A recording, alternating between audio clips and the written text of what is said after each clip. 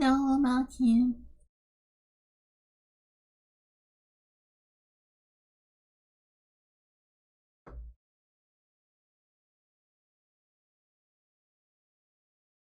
What hit pets here? Yeah.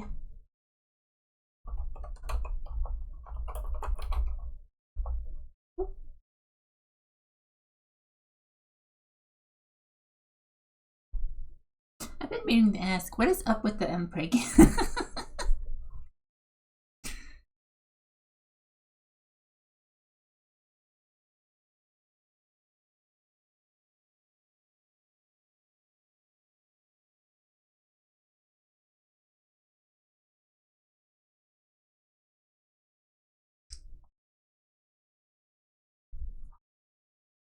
Hello, Booze.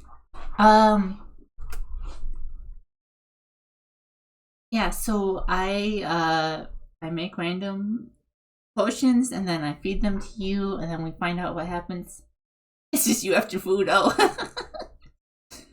That makes sense.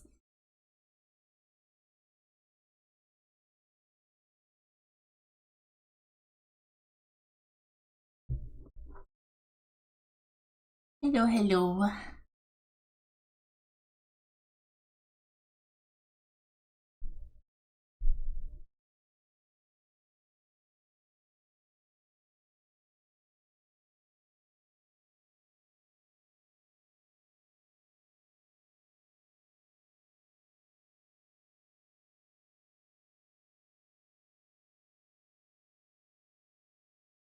Free drinks, yeah.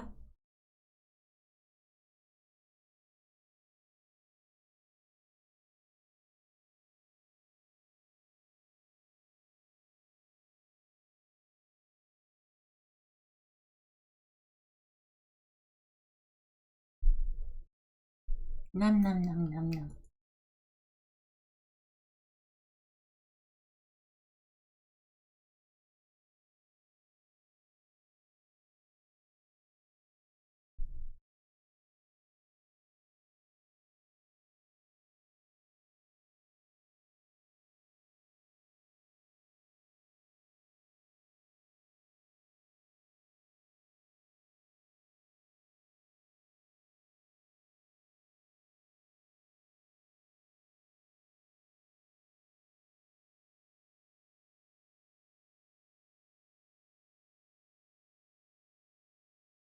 Oh no, why am I yawning so much?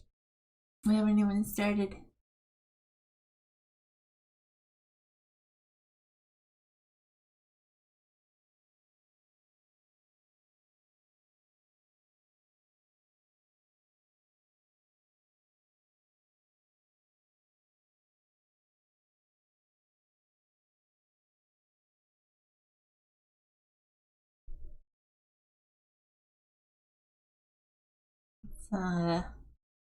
It's started.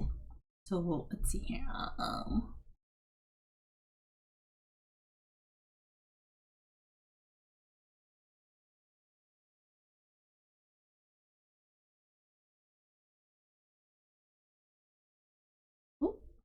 here we go.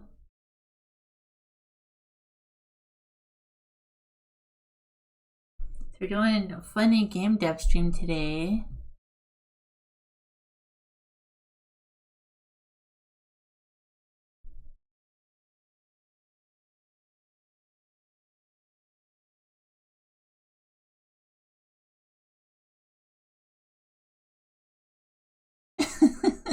Sure looks like bot speak. I'm sorry, dude.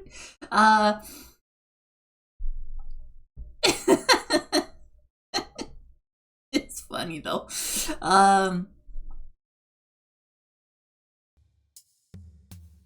Let me put on some music here quick.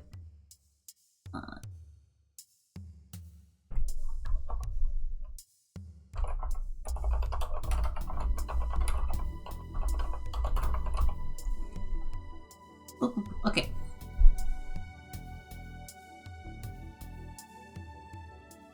What exactly does evolving your autism even mean? I mean, yeah, so I start off here. I'm gonna just show what we've got so far. Even Mortism, awesome.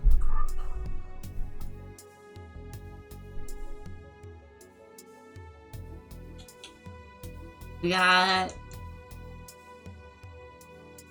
play field. We got blocks. We can rotate. We can like go left and right. They lock in when they hit the bottom.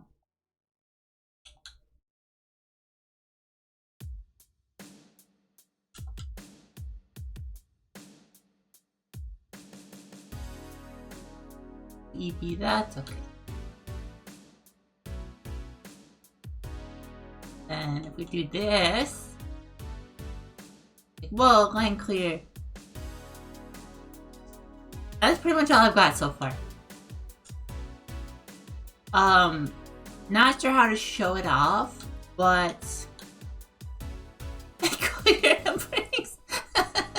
Yo, 40 streak, holy crap, thank you. Anyway, that's basically all we have. The only thing that's kind of like that I made that is hard to show off is I think I implemented super rotation system, but it's hard to test it because I'm not very good at fancy Tetris shenanigans.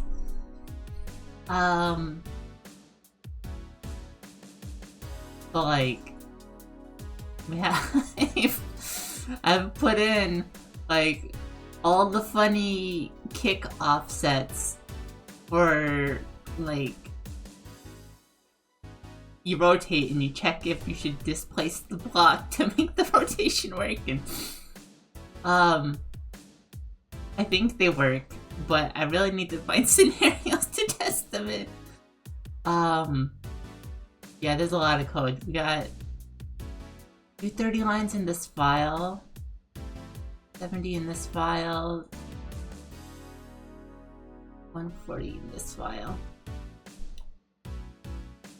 I've been a little busy making all this work. Also, let me show the non-script view here. So right now, Tetris is my root node for the game so far. It's like it's got the play field and it's got a background so it's easier to see. And like all the blocks go on this tile map basically. Or at least they do once they're like finalized, which is really nice because it's just like, oh, you know, it's like, let's see. No, it just like paints the pattern of whatever block to the grid, and just code check that it stays within the bounds of this. This like goes away. It's just for previewing how big it is. And then it's nothing to see over on this one, but it's kind of the same. It's another like tile map. But this one is for the piece, and so this one, like, moves around. Yeah, the black block.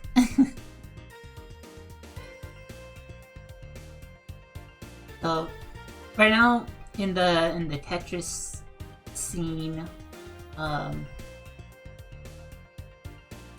it's mostly doing a lot of stuff related to, like, input handling. It's got like, oh, yeah, like how fast should this stuff move, and then like tracking if you're holding the buttons and repeating. So then the process loop is just like, oh, you're holding down, I'm gonna like start, you know, moving the block down every so many frames, and with holding left or right. And then like this part is like the auto drop.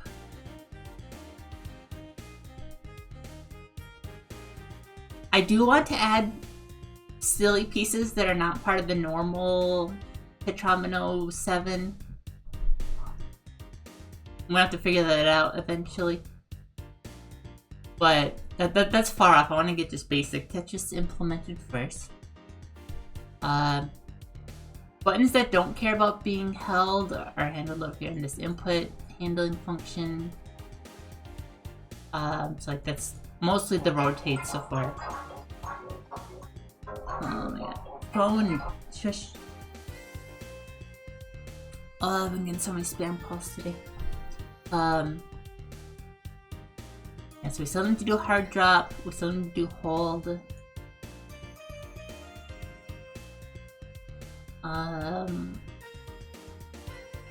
And then there's also a couple other things up here for like top level game stuff, so like picking when to like spawn a new piece. Like it checks if it can fit and then it like adds it. This right here handles the randomization for like which pieces are next, which is nice and simple. We just take the list of pieces, we shuffle them, and then just like take one at a time until it's empty. It's a pretty typical approach for a lot of Tetris games. It's just randomize 7 at a time so you don't get big like droughts not getting the right pieces. Game over thing here doesn't really do much yet. And then yeah, this part is like, oh, we turn, like when the piece hits the bottom, we put it into the playfield so it stops moving, and then we like check for line clears, and that's pretty much all that. Playfield is mostly just managing, like putting stuff into and out of that tile map grid. So it's like, oh, you want to put this piece in, like let me just look at each cell of it and like set it that color. Line clears just loops over the whole thing and looks for lines that are full. I want this to feel less instant. I'll do that eventually. And then, yeah, as you saw here, piece is mostly like, oh, here's where all the cells are for each orientation of each piece. Which is important to do because, like, where the quote-unquote center of a piece is kind of, like, matters as far as the rotation code.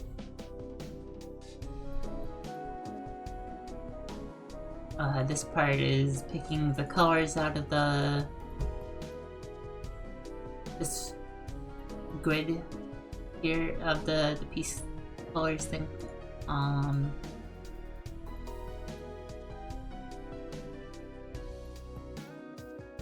then stopping and moving is like, oh, yeah, I'm just gonna like move it left, right. Yep. That's about all it is. Rotation is, it looks like a lot, but it's basically just,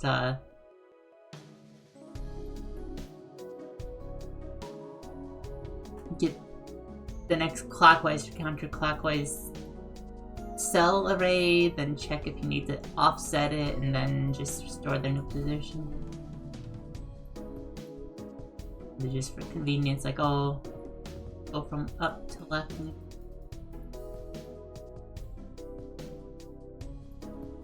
That's about it. So we had a lot, but we also got like not a lot. Hello, Seko. Yeah, I code sometimes. It's not very good though. I think that's a good overview of what all we got. So I think first thing I wanted to work on today was getting the next piece queue.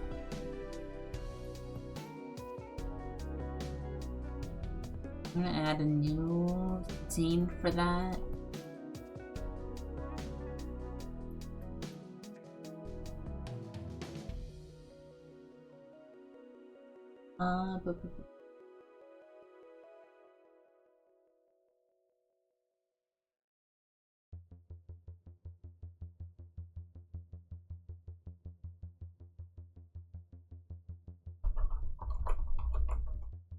Wait, what's the, hold on. Like a proper term for the next queue. Let me see if I'm using the right terminology.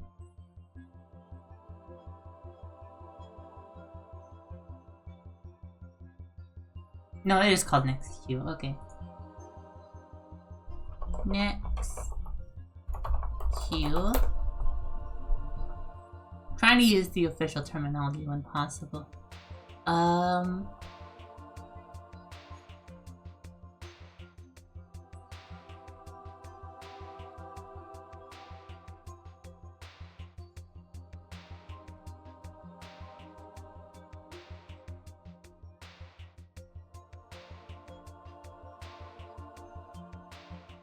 So this needs to be like 3 or so pieces wide. I'm gonna put...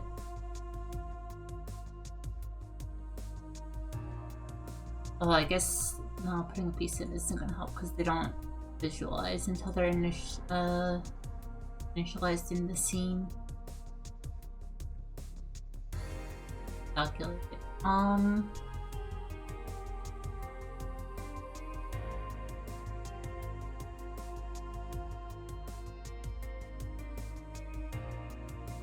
We'll just do a color rect for now for the bounding region.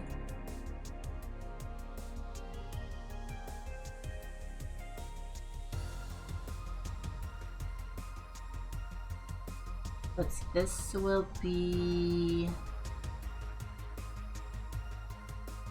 Cell size is 24.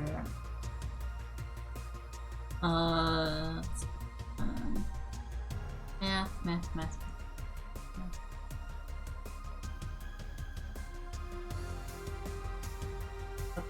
4 wide per piece, 23 pieces. Oh, I guess actually, no, hold on.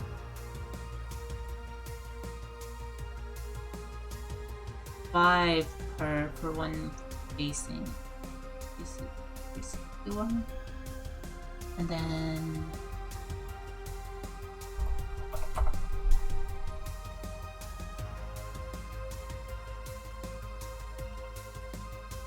probably an extra one for on each side. Then how tall? With the math already.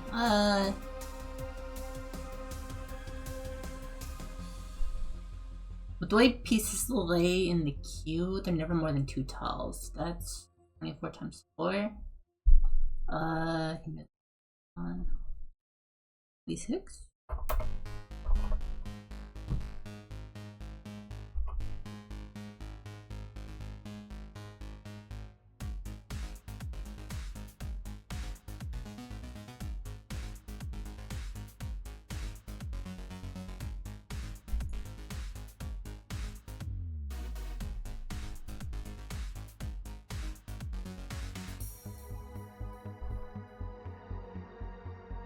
Center this enough.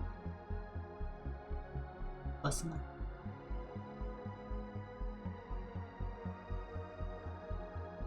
Okay, but there, I guess, for now.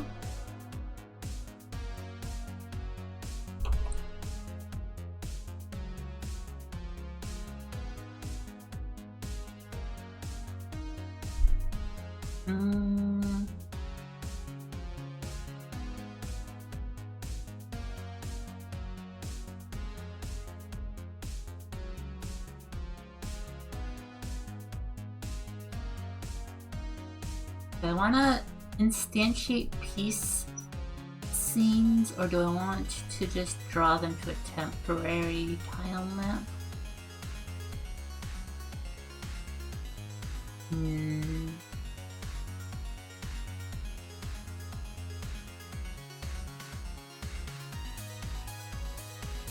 The only thing with that is that the piece objects have funny code for managing their own positions.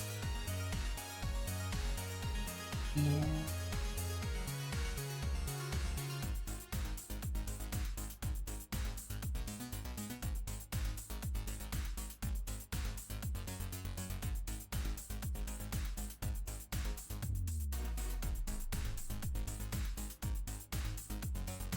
Also, does that work now that I move this? Nope, they're going over here again. Okay, that's absolute position. We need relative position.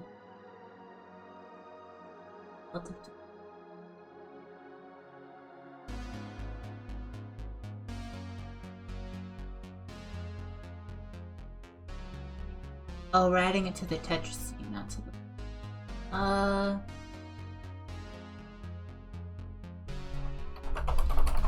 Pick a love child. Heal the move child. That's over here? Yep, okay. Hello?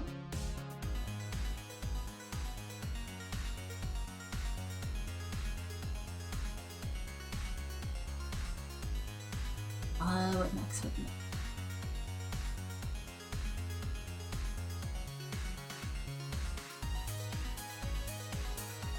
I guess we'll just draw temp visuals, so... Another tile map layer.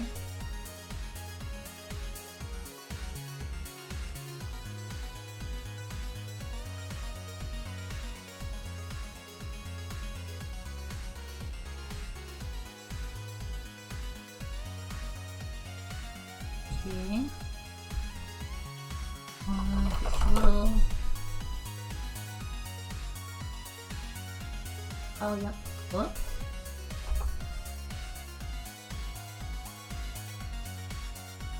Add a script.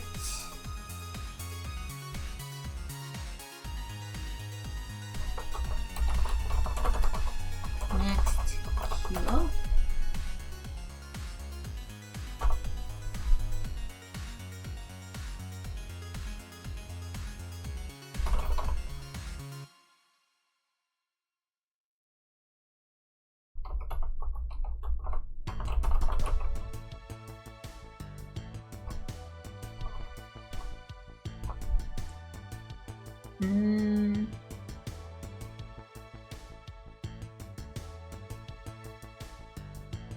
Actually, no, I don't want to do it with them. I want to do it with instances.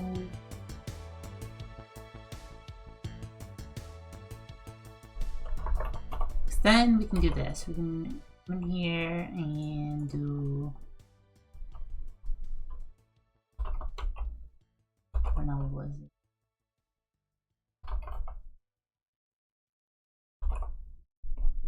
Oh, what was the?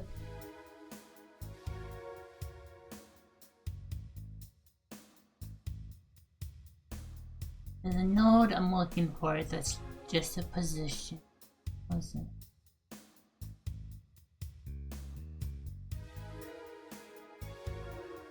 Was it marker? I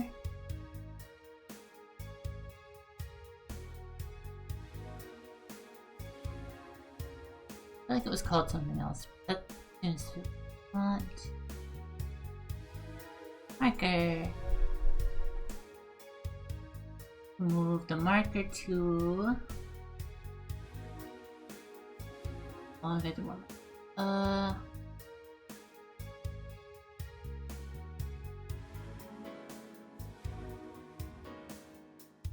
Sorry, I've got the funny brain thing where I can't do math in my head.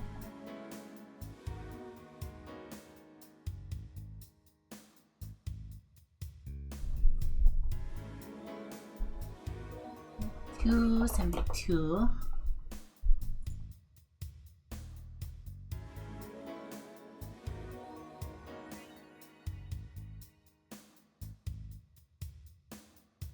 Oh wait, is that right? Or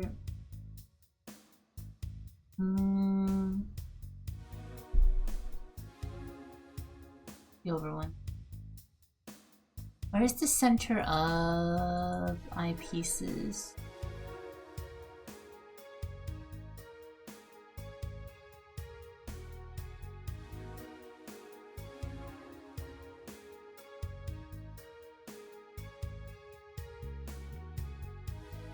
It's on the left. No, that's right. Okay. Okay, so that's piece one.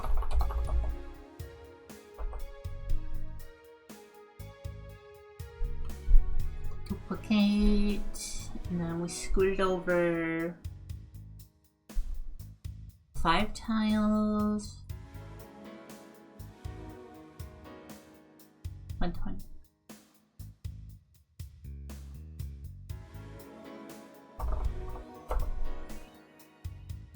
Do it again.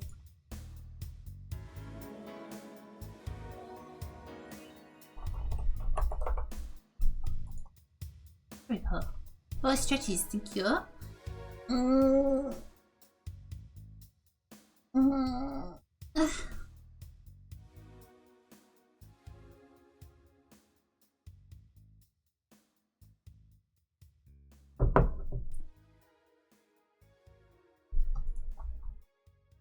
Now we can spawn pieces at those locations, and then when like this piece gets put onto the field, we just move the other 2 like left to those positions. Moving the piece objects is easier than redrawing the tile map, I think.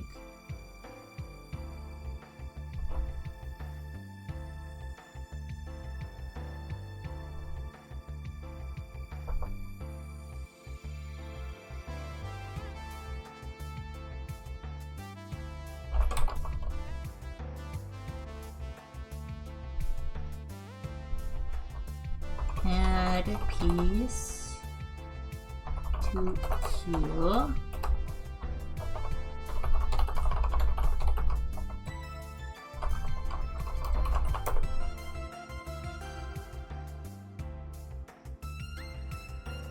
Add child piece, and put it in the scene. Piece position is piece 1 dot position.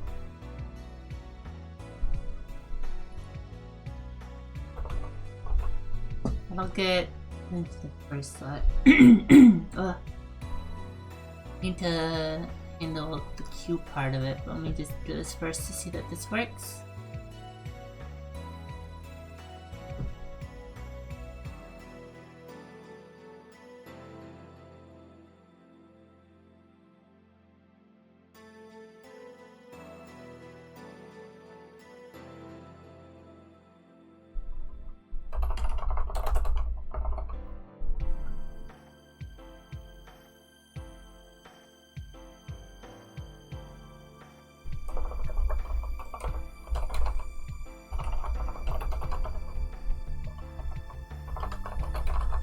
So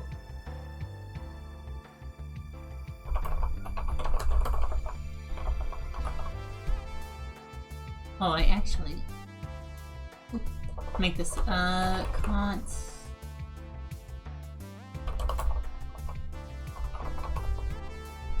instead of magic number, feel like enforce it that way. So next queue that.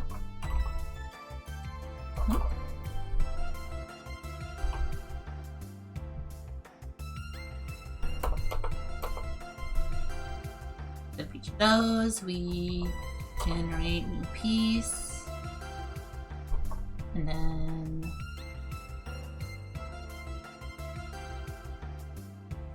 add piece.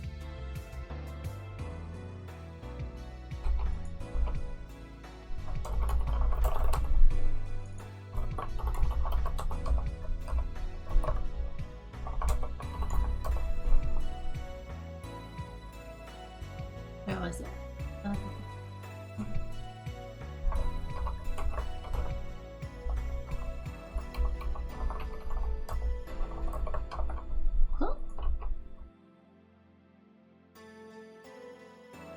Should be piece, but is string. Oh, yes, that's right. Because this just turns gives us the letter. So the next one do is this.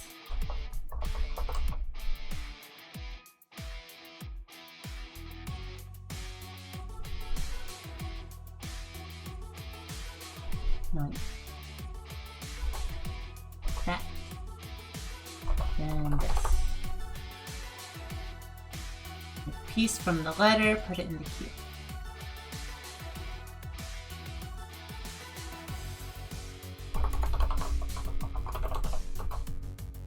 Get next piece. Then we're gonna look at a function for that.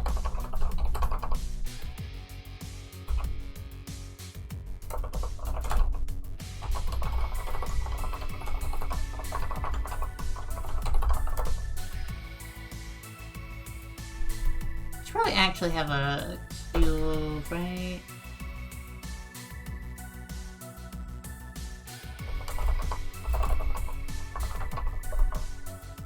Probably actually have a queue.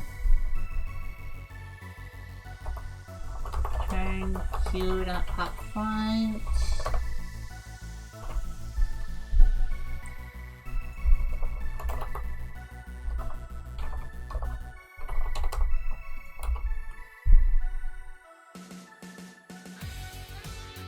Alright, that's everything except the position scooting.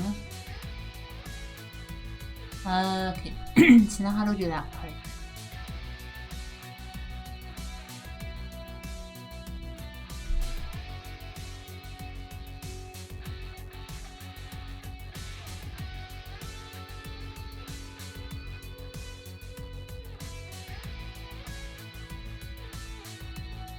I think let's do it.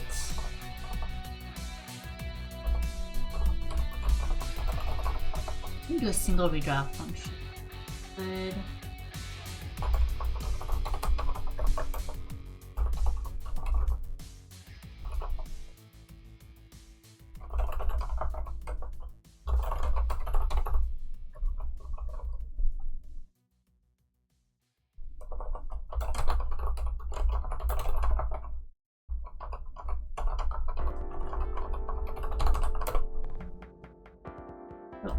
So for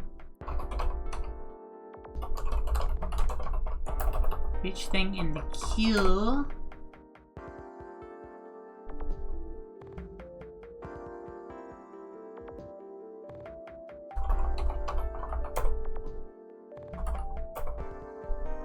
this is a little silly, but I'm just gonna do this for now because it'll work, and then we'll do stuff later. So if it's the first thing, then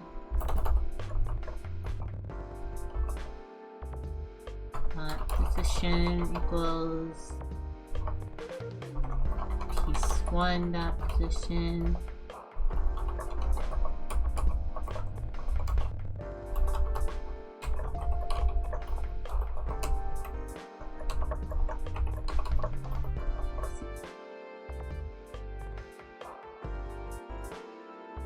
Oh, that doesn't return anything. What am I doing?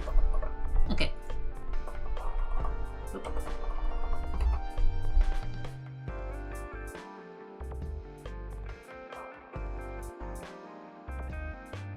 Oh. The queue should be holding the piece bag though.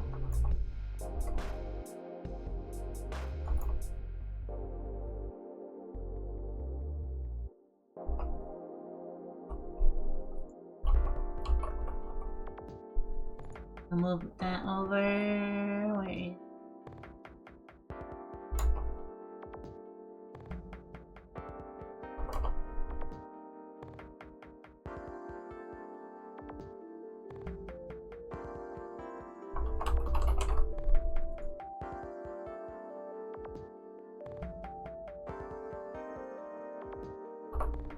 Next.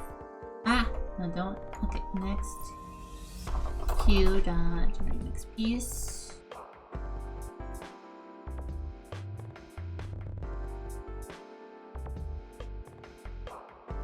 No, that's already handling the next queue. Alright, we can just say spawn piece. Okay.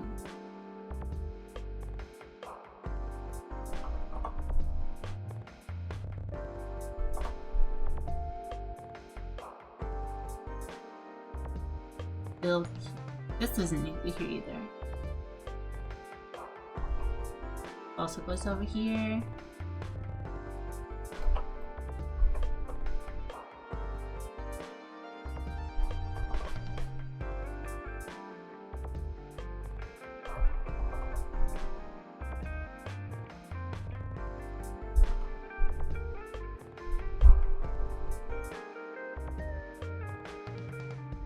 Where is... Okay, here's problem. Next.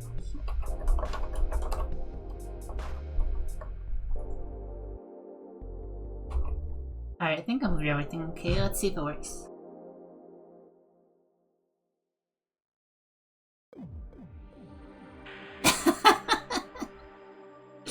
Not quite.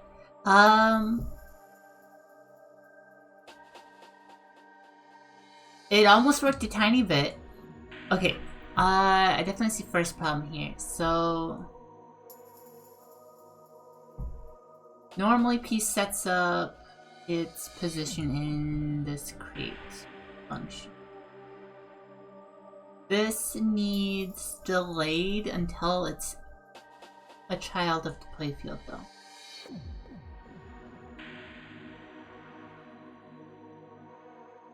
I think we just make that a new function.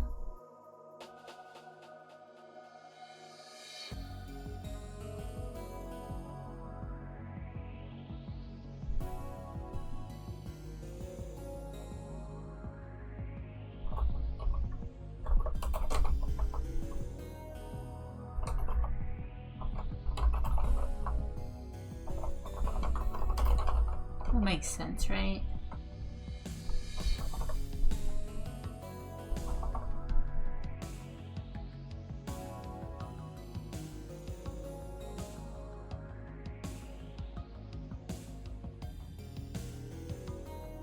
Then when it's added to the play field, we gotta call it function.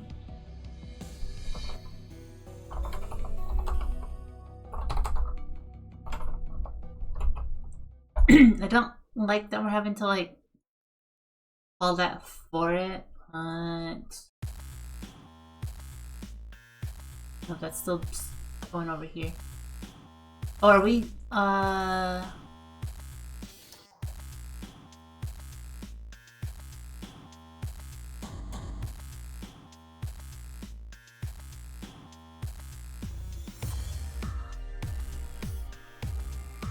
next queue, get next piece, needs to remove it as a child.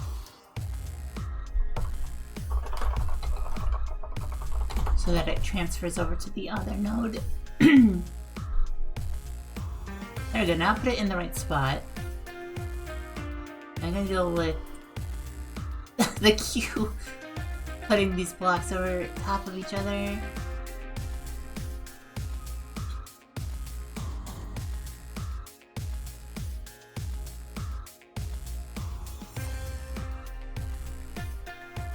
And not refilling.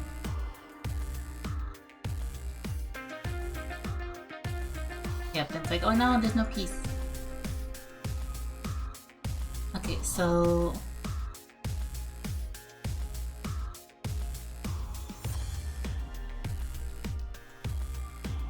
after we remove piece,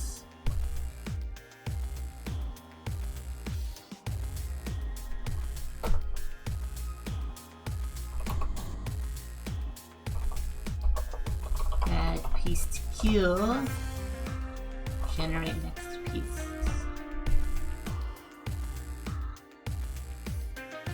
Oh, right, piece to create first.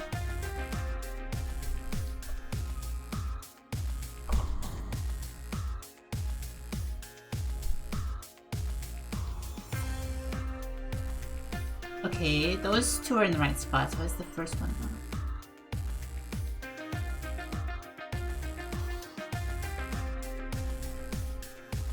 One position, piece 2 position, piece 3 position. Oh, this is 0 indexed, not what, not 1 indexed. That's what's up.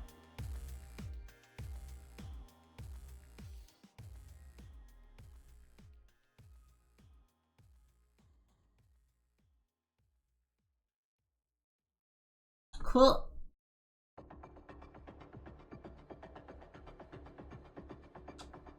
We got the next piece queue.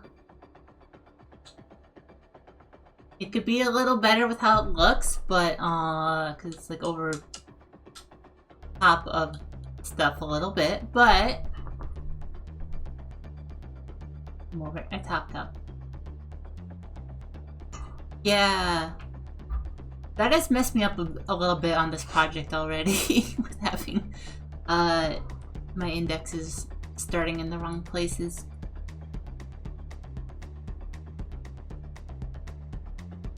That's cool. Okay. Now let's just make it look a little better and then...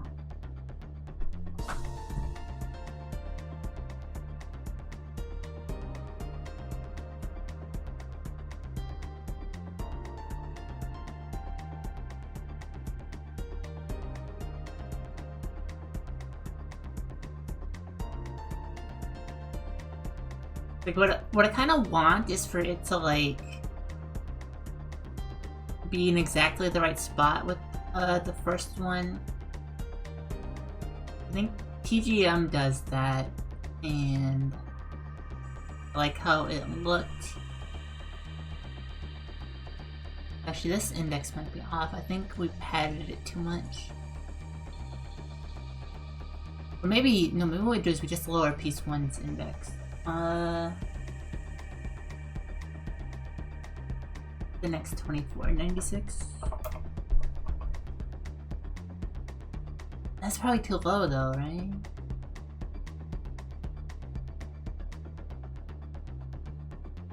Is piece centered? Offset? Yeah, it's offset. Subtract 12 from these.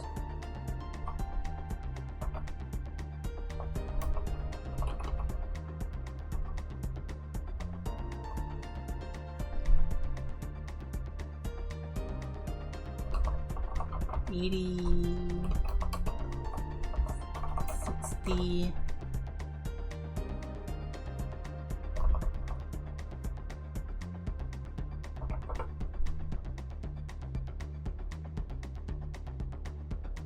That almost was right.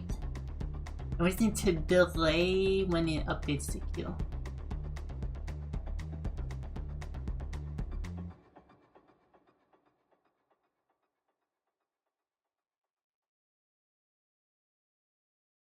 That's almost right. Awesome. What is this now?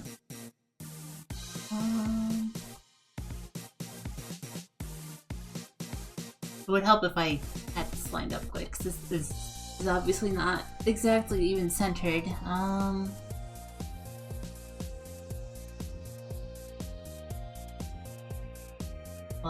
Grid.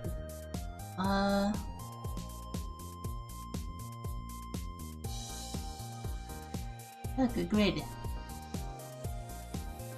We drop this by enough to line it up with like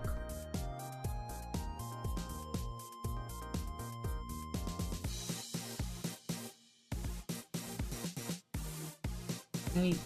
Okay, so position play field is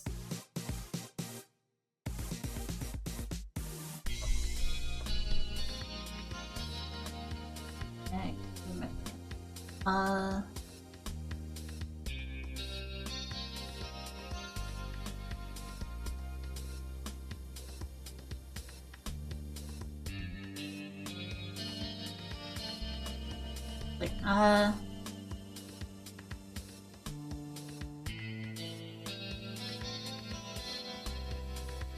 wait. 120.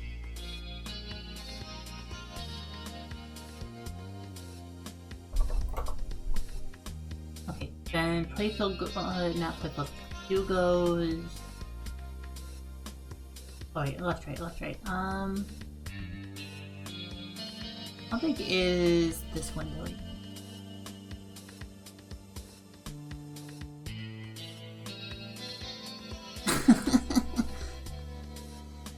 Funny sized window.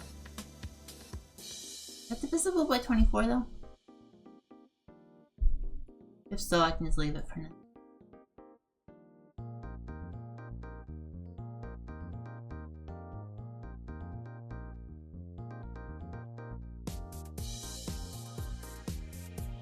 It is! Okay, that's fine.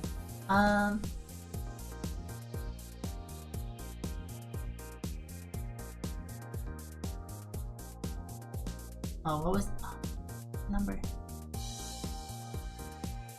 1152. Two.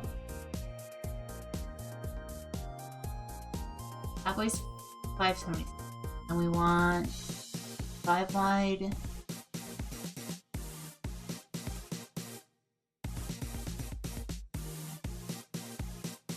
$456?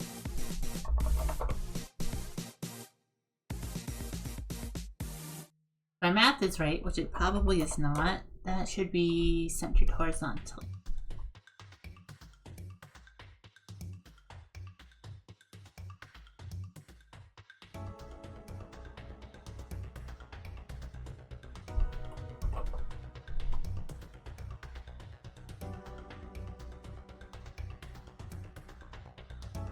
And this should be... Hello,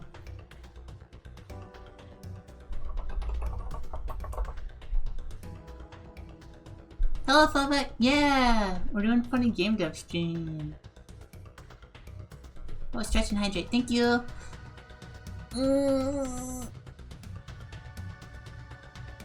Oh, good stretch.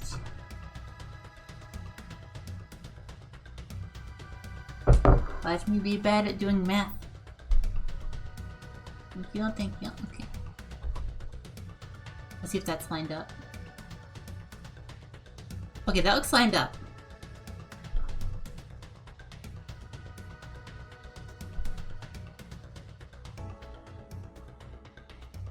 Now... gotta... slow down when we're redrawing the...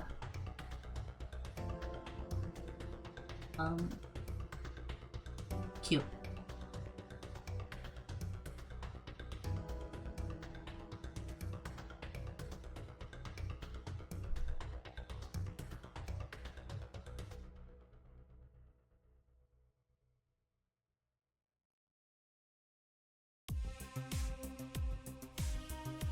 Actually,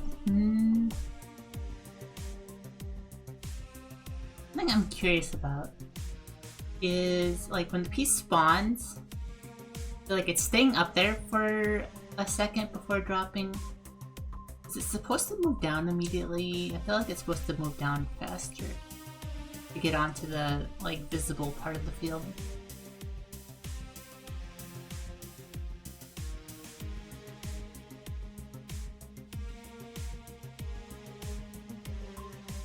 I thought I wrote code for that. Let's go look. Oh yeah, I did that. After spawning the piece, it's supposed to immediately drop.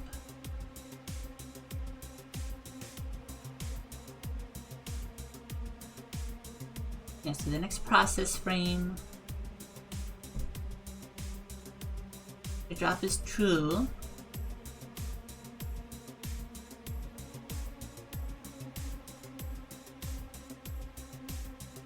Then drop the piece.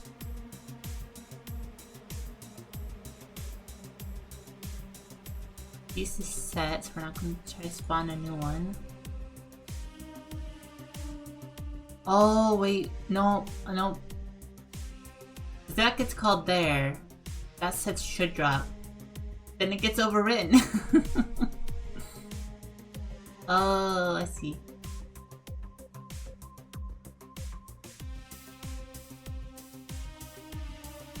I wanted this to persist to the next frame, but that's not working there.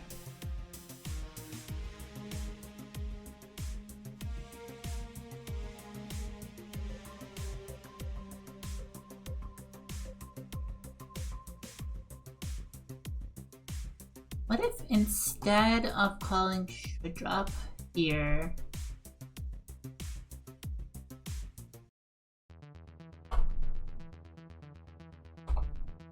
what if we do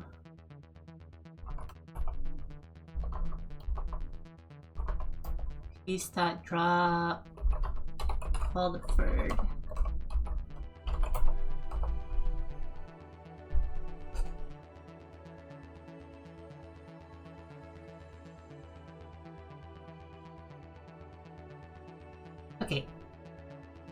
That's making it fall like the same frame. I kind of wanted it to fall the second.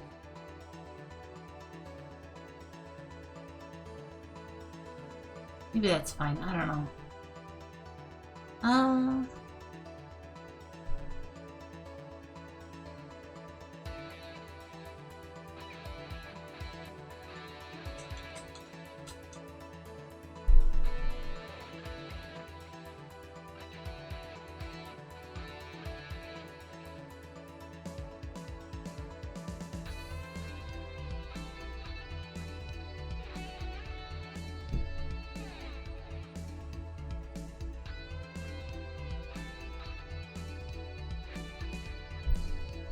Move the queue up so it's behind. That's a little better, I guess. Because it's not like, oh, you can't see the bottom of the piece.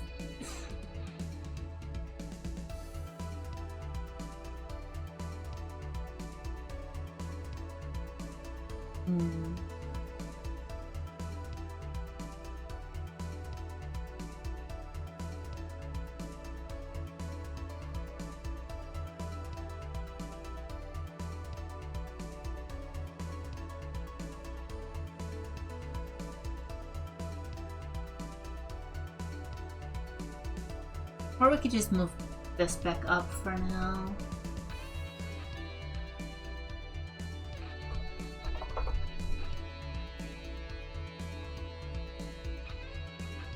I just look through that. Okay, that's already one thing done. We got next piece queue. Next thing.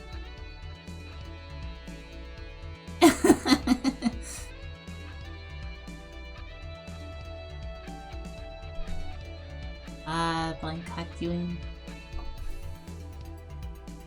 Oh, let me do a quick get for a second here.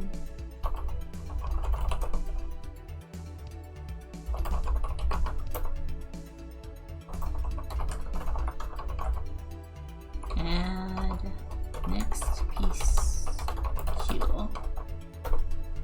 Yay! Okay. A version control. Next thing on the list was hold button.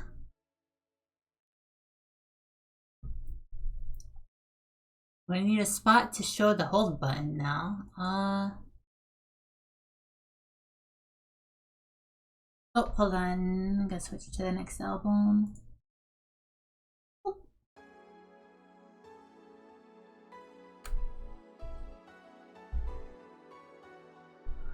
No, Rain, you have to stay up.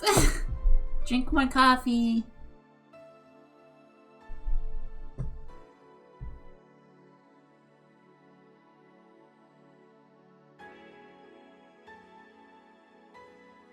I want to put words on this actually. Hold on.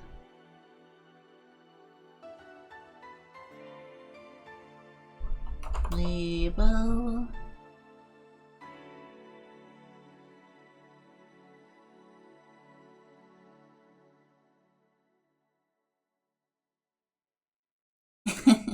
That works. If you need to eat, that's okay. Next.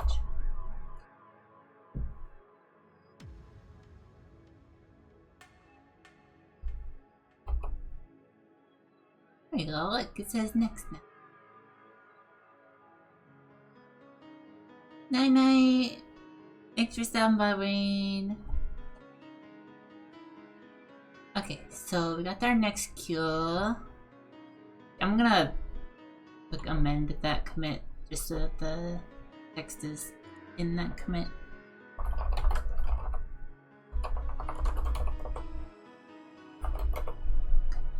I'll type the hold button thing now.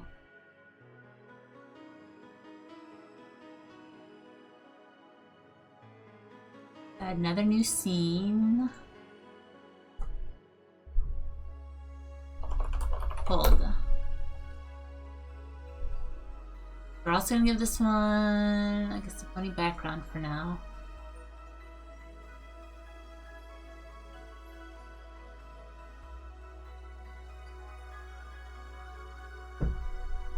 We're gonna give it text label.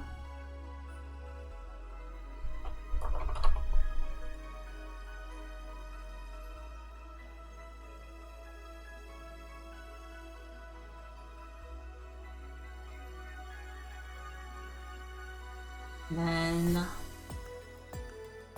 needs to be big enough for one piece. So that would be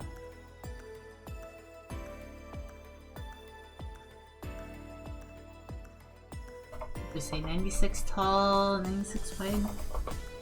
I already forgot.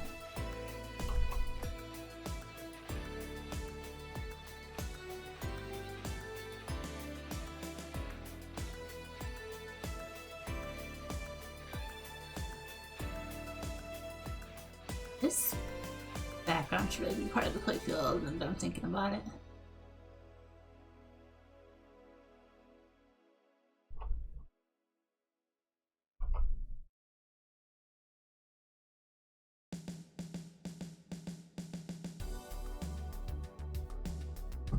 Oh no, that puts it over top though.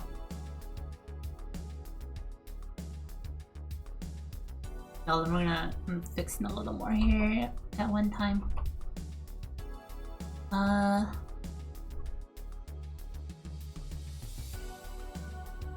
Change the root node to just a 2D.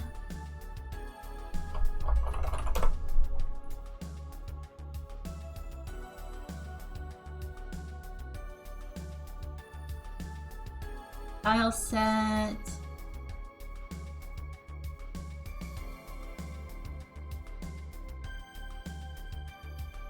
Oh, let me draw.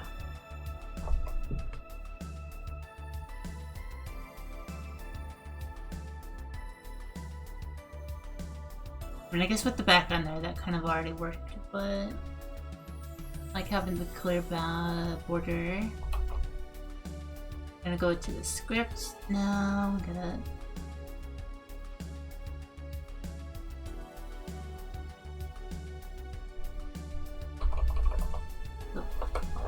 already bar. Visual equals.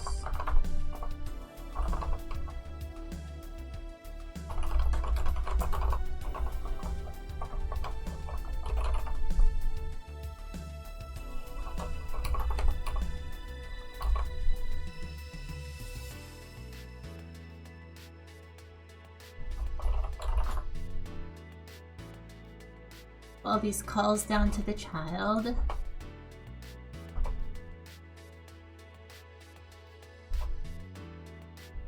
Hey, okay. Look, make sure that still works.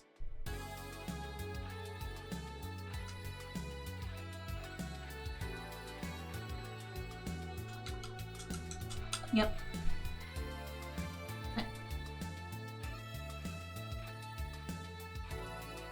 Fold over.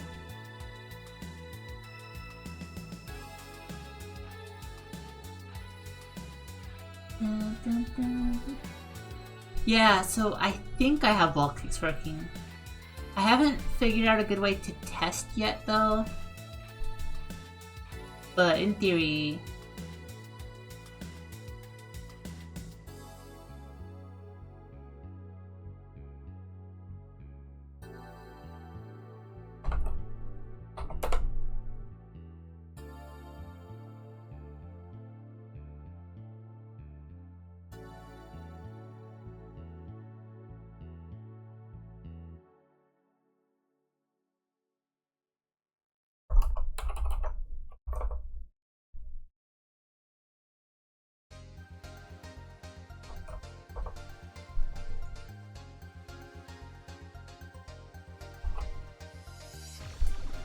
Yeah, we have the,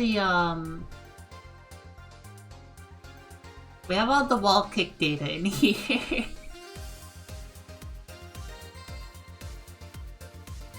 I'm still not sure if I have the signs right on them. I had to flip the signs on a lot of these because my grid is positive down instead of positive up. But also then, like, even though I've got positive to the right for horizontal numbers, the O offsets weren't working until I flipped them to positive instead of negative. Let me show that real quick, actually, because it's funny. So if we don't do that, I use the numbers that were on the, oops, like the wiki, an O piece quick.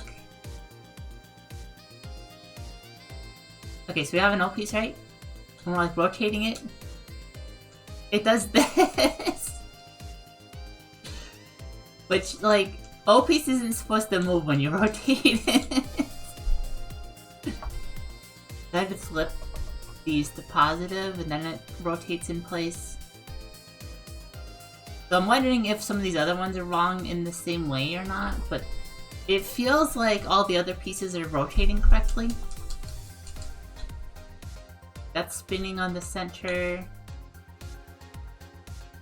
Spinning on one of the center pieces. This does the funny thing where it flips left and right, but that's supposed to do that. I think it's supposed to do it the way I have it. Anyway. So I need to eventually come up with setups for testing some of these more complicated kick checks, but in theory they work.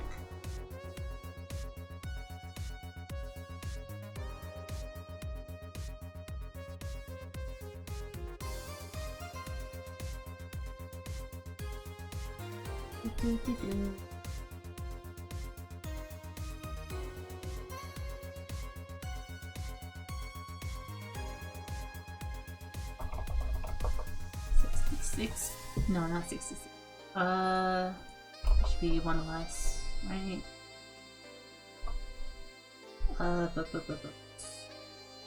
60 minus 24.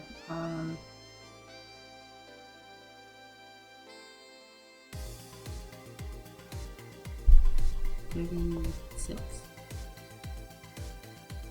Alright. I feel like this box might not be big enough.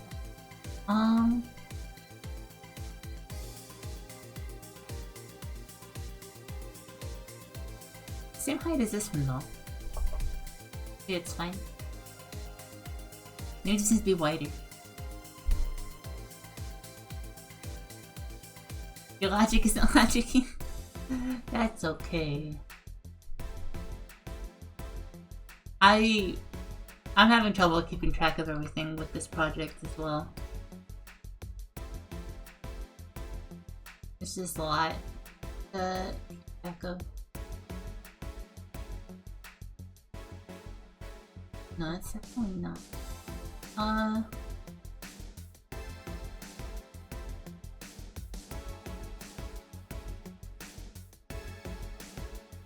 Well, let's attach the script and look at it. It'll make it a lot more obvious. Hold.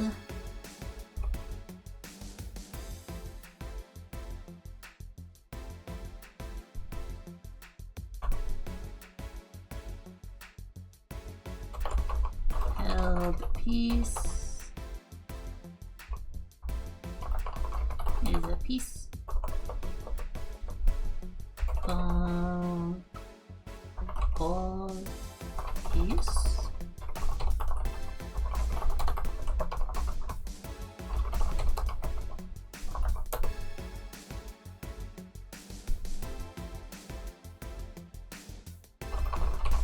Hold piece. Held. Held piece equals new piece. Return old piece. Bam!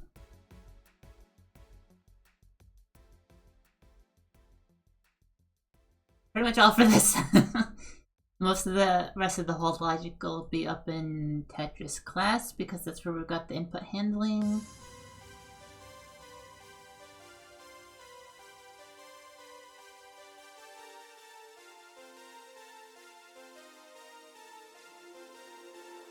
Actually, no, we put some of it in here.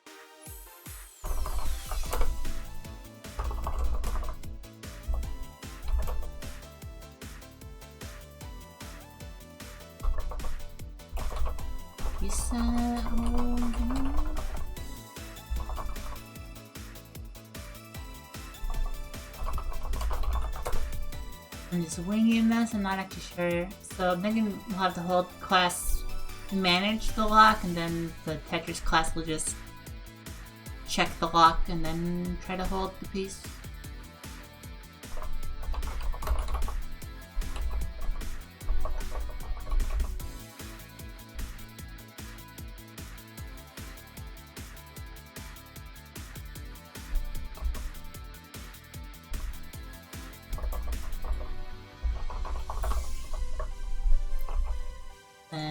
Here, there's all the buttons.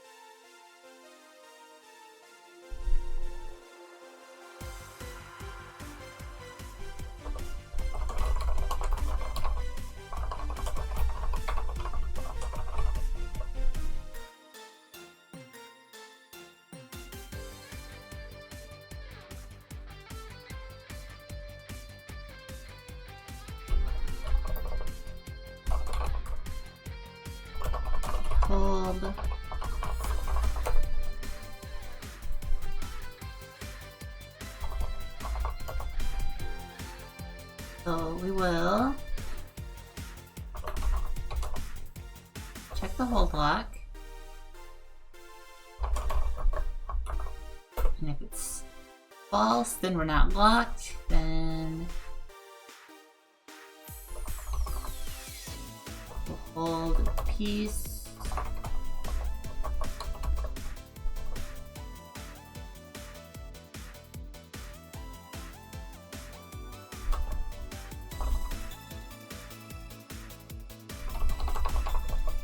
New piece.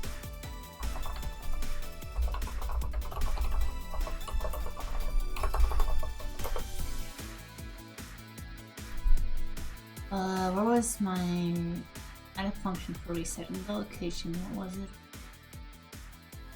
Net position.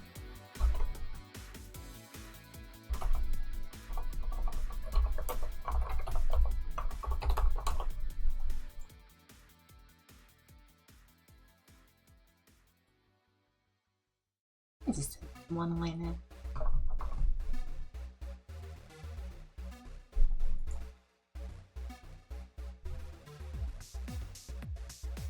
So if we do a hold, it resets the position, and then that'll stop us from doing that again until the next lockdown.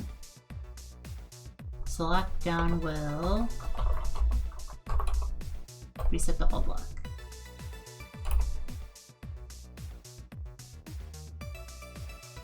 And hold gets the piece, add it as child, set the position.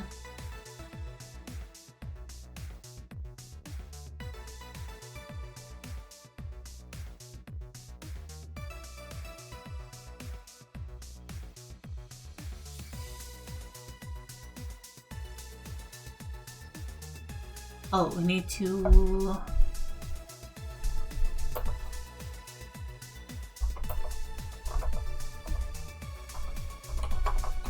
move it back into the playfield. Or within the position. Yeah. Okay, so that, and then...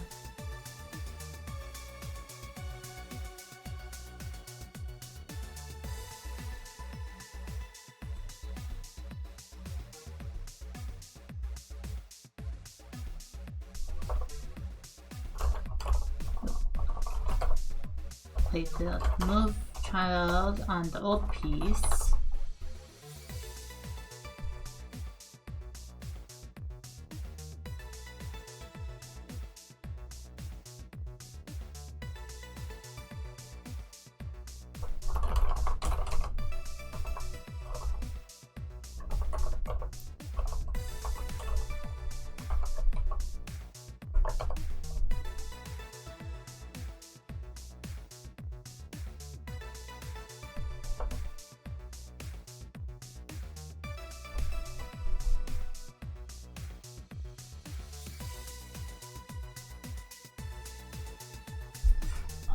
We need the handle when there's no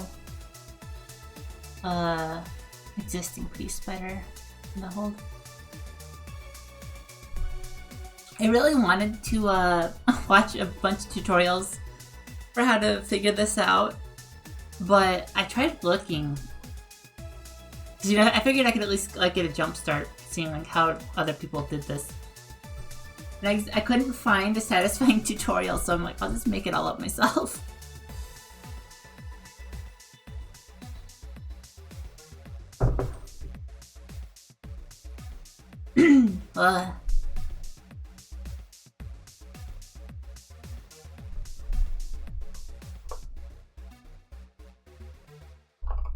If not piece.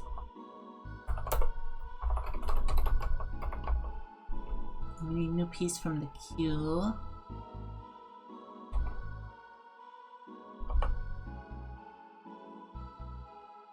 Yep.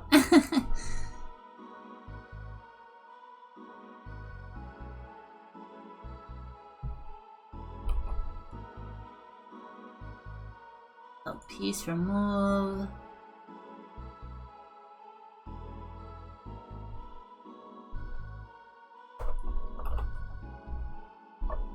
Add child. And then held piece. Position is marker 2D dot position. Alright. Yo! He's in the spot. Oh, it's not letting me hold again.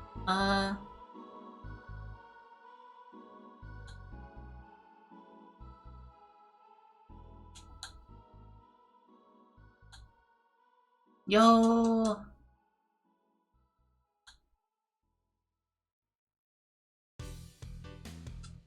Alright. It's working!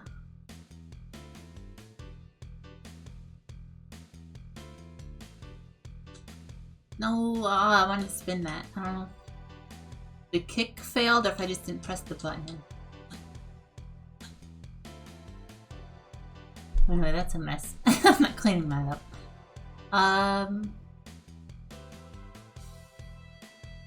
This could be a tiny bit more space around this. I think we'll add an extra tiny bit of width to that, maybe.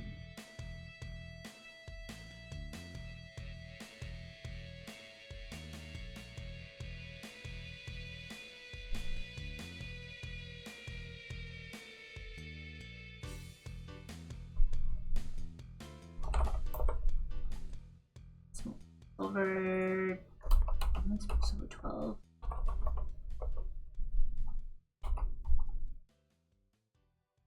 Here, we gotta scoot this left now.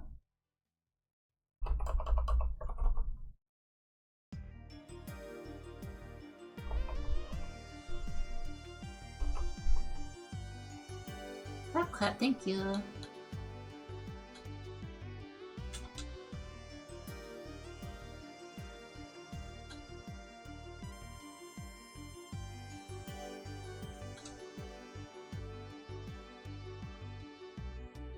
Oh, that...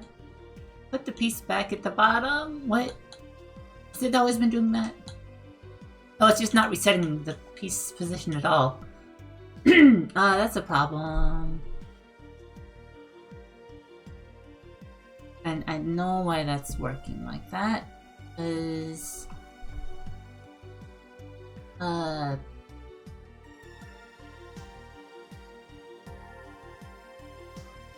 Piece is only setting its location once.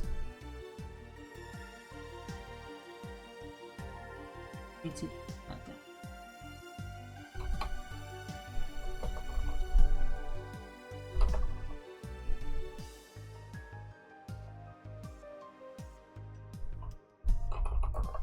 Oh.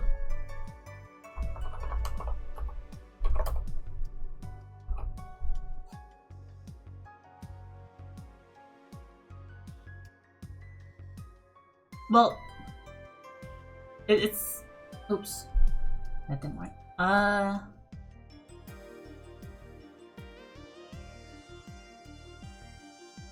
You're supposed to be able to, like, when you swap out the piece, it's supposed to go back up to the top. But the indefinite prevention is that, like, you can't keep hitting the button. You have to, like, set the piece before you can do it again.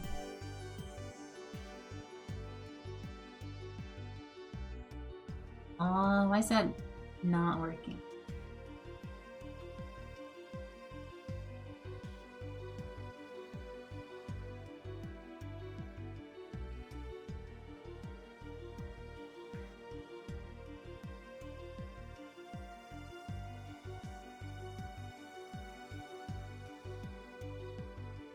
Hold that child in the position.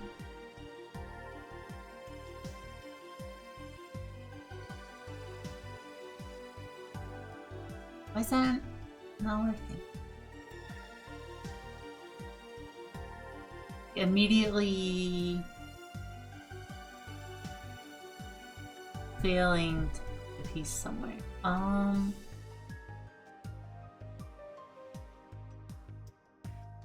Bug. Not hitting that. Okay.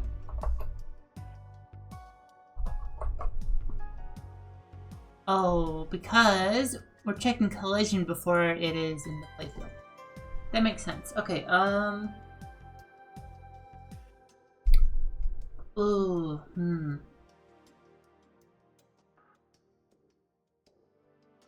So... we need to init position before we do collision check.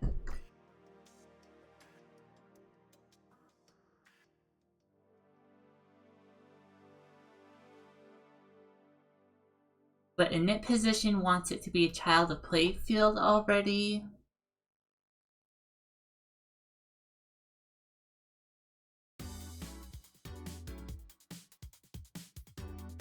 No, I guess we can just do that already because...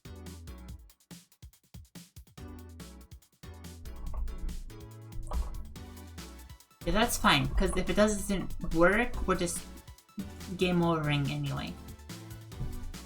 That's fine. Yeah, so like if I'm hitting the hold button now and it's like, yeah, it's not storing it because I have to set the piece before I can do it again. Like, now I can't hold again because I just did a hold. Now I can hold again. Yep. Okay, that works.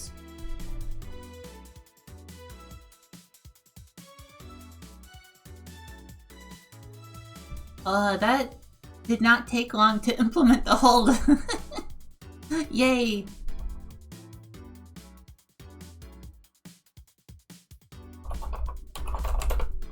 So commit that.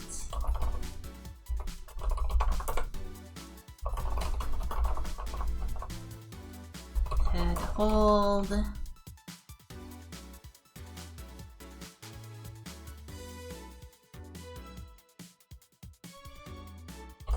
And then what? I did something else on this. What was it? You making multiple changes in one commit? Ah.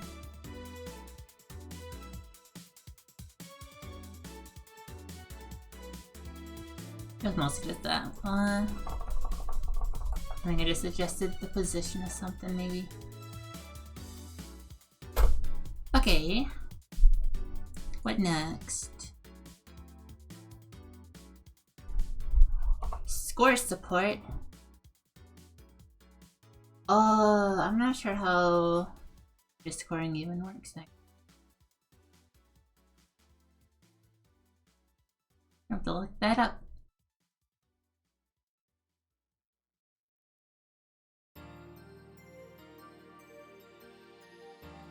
Scoring including back-to-back and combos and perfect clears. Oh, there's a bunch of stuff to scores. Awesome.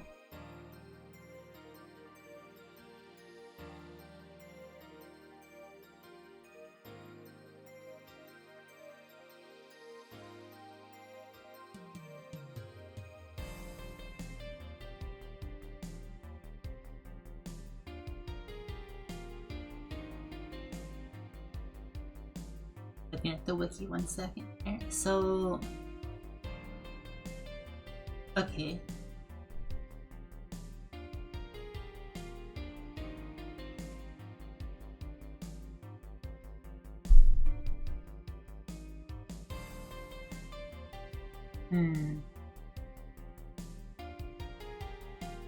Most of the points have a multiplier based on your level, which is not something I've implemented yet.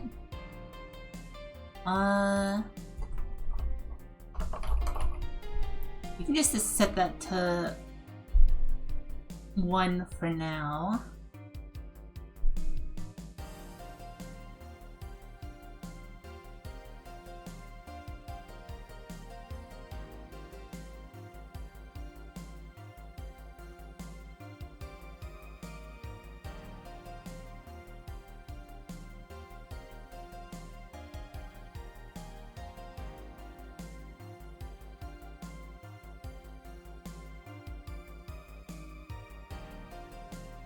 Okay, I think we can do this, so...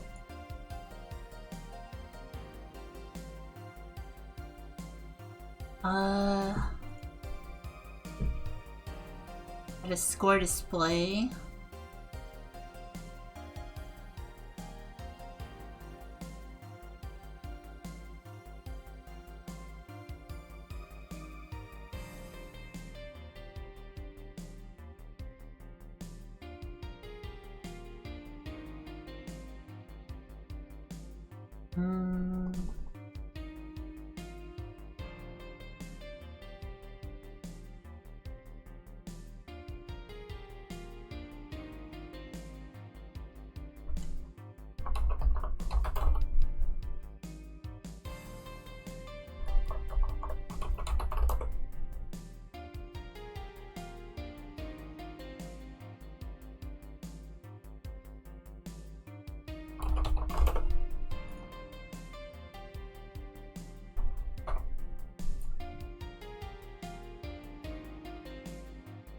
I set position of this relative to the parent. Yes.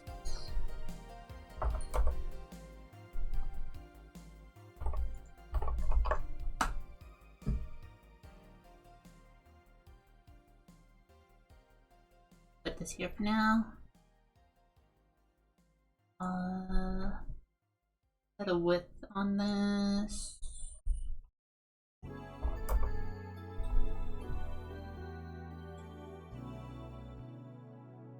Right aligned.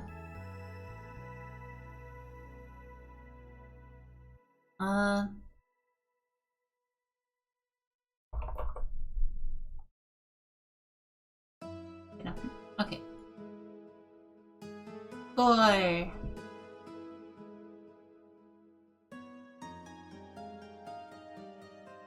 Name. Alright, so then line clears.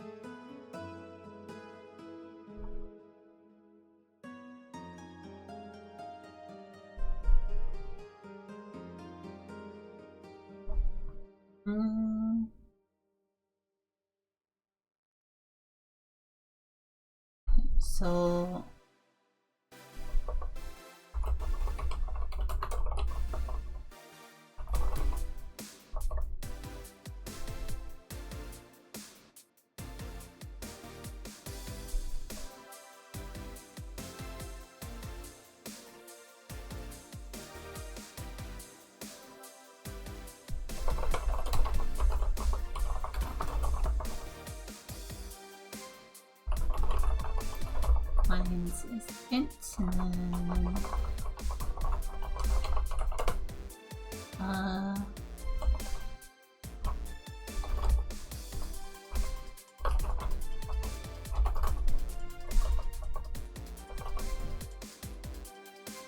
first go somewhere.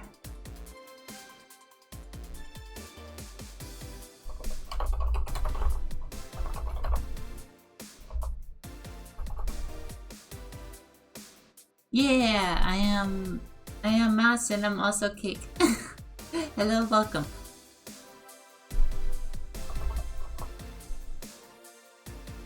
We are making Tetris.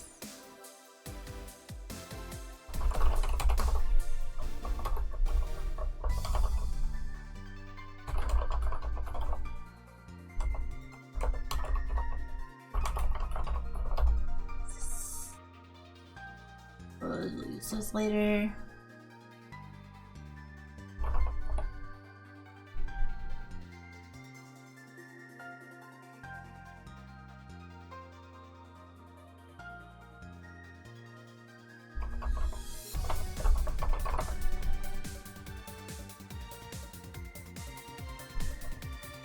Score plus equals.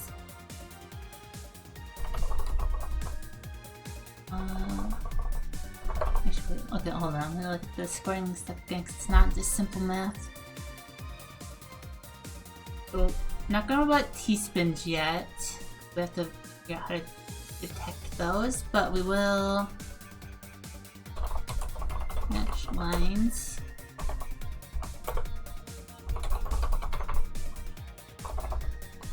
Times level, 2 lines, score 300 times level.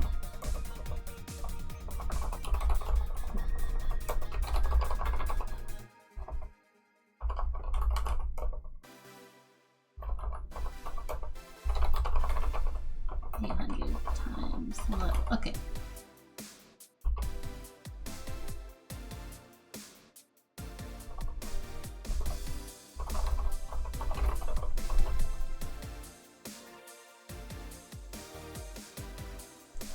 Other dumb stuff, that's fun. I've made a lot of like silly prototypes for like platformers and stuff, but I never get very far with them because I never run into like, oh no, I don't have any good ideas. But then I got this idea for like doing a Tetris thing, and I'm like, you know, Tetris is easy. I'm just like copying a lot of stuff that's already existing. I don't have to make it up. At least this part. I'm gonna make up new stuff later on top of the Tetris, but for now we're just making Tetris because that's already a lot of work.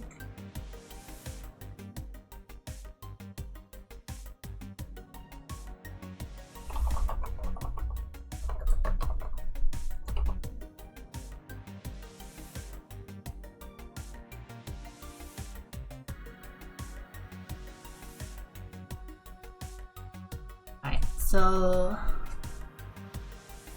if the score works, oh, that should not be happening. What's that happening? Oh.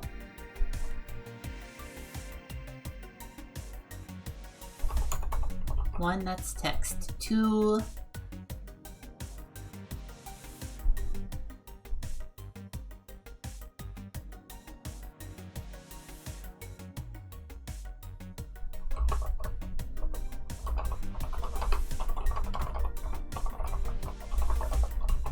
don't do that if we're not getting any line clears. Okay.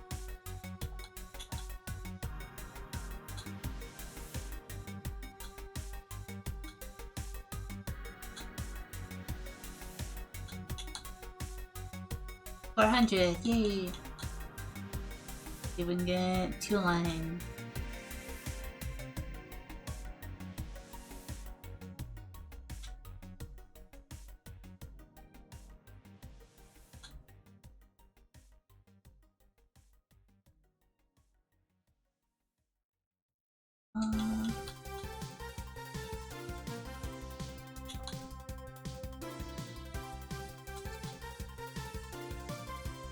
Yay, give extra points. Okay.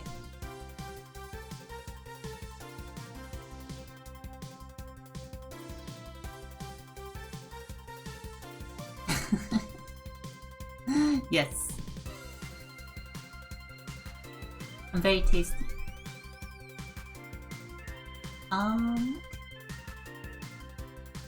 That's basic points for lines. Then I'm gonna do combo.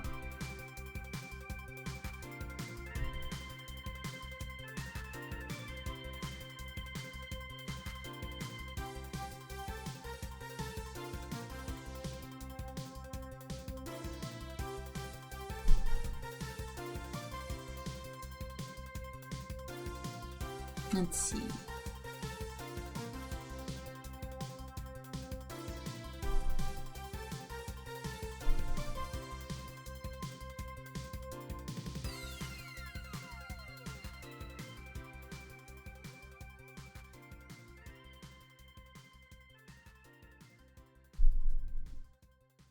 Oh yeah, there's points for soft dropping. Forgot about that.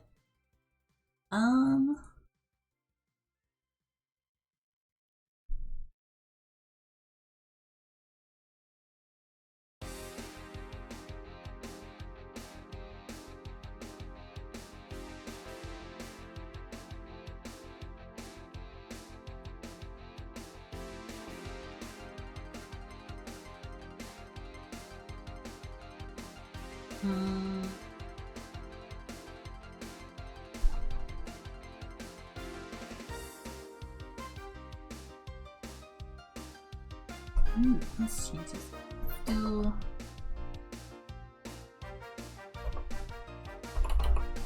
pass on the line logic and then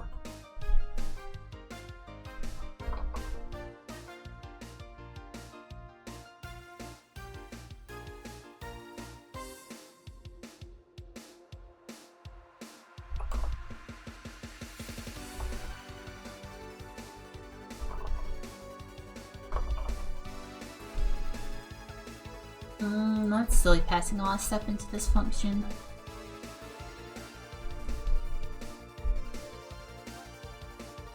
Custom cursors. Fun.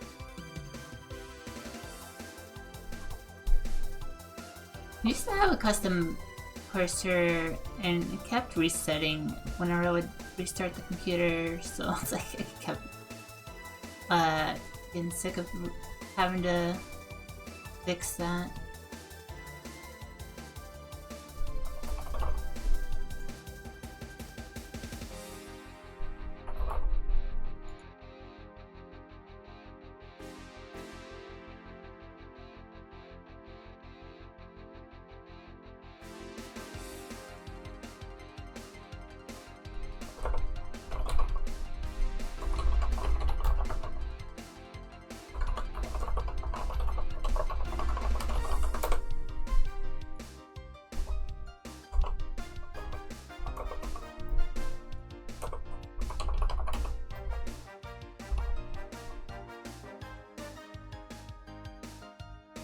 Wait a second.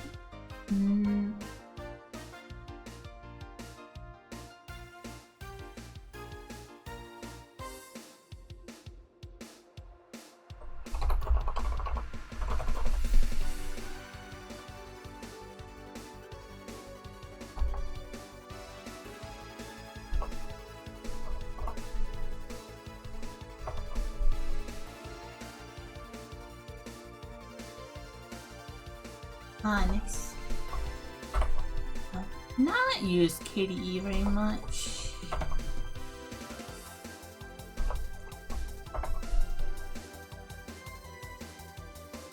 I got that. Now I can my soft drop.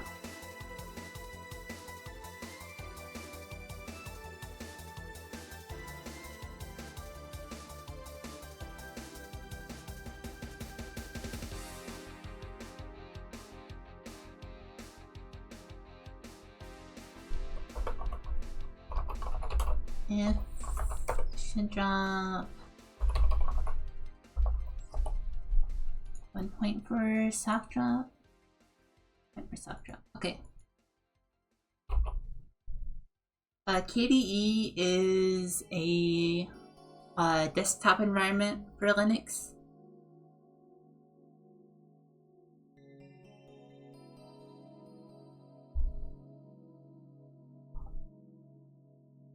One of the big popular ones.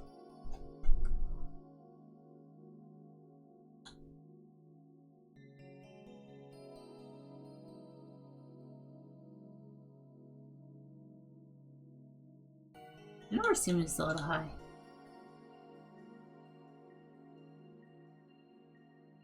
Okay.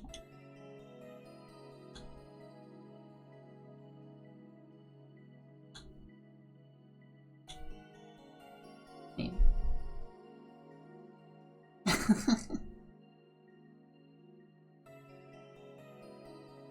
something German medicine is the best in the world.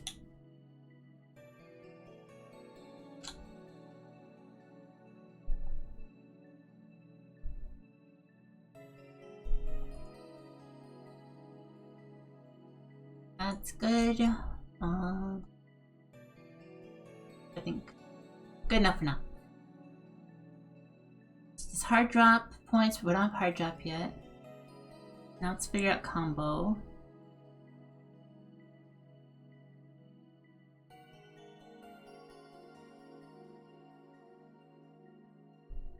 Fair play. I was thinking JoJo.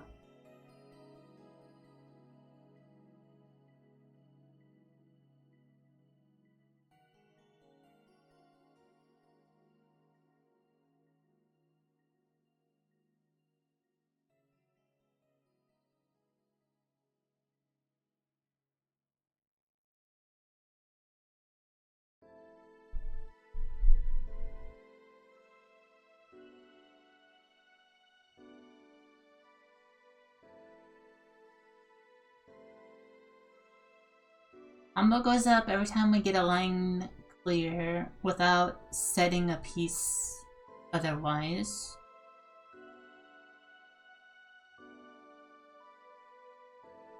And then looks like it's just a simple lookup for combo value to point multiplier. Okay.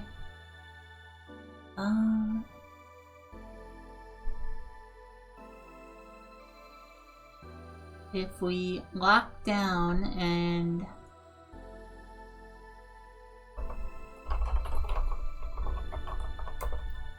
we did not clear any lines, combo resets.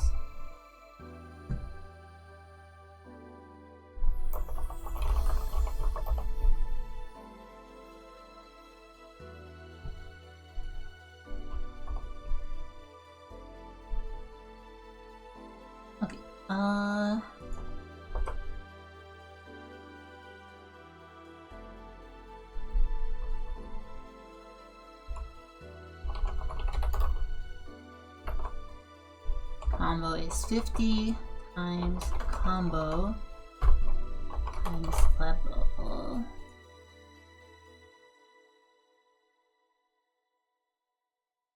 Not combo count,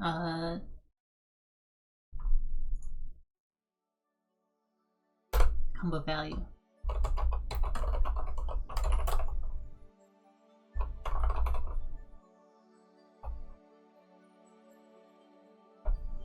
So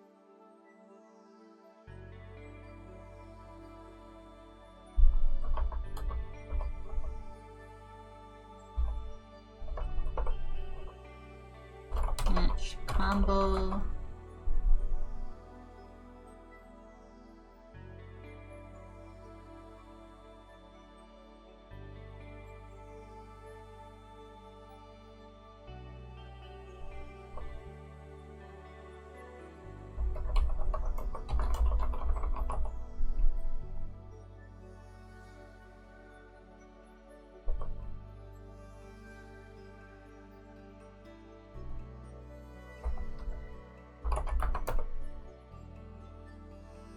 Zero or one. Equals 0. 2 or 3. Next one. 4 or 5. 2. 6 or 7.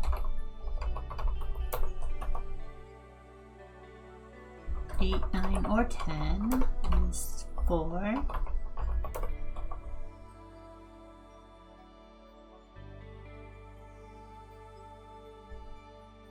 Everything higher is 5.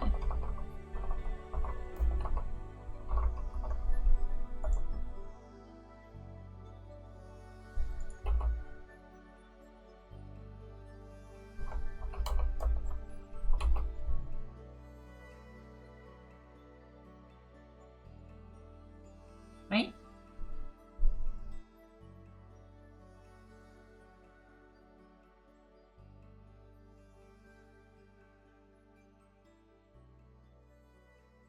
Oh, wait, no. This is for how much garbage is sent in multiplayer.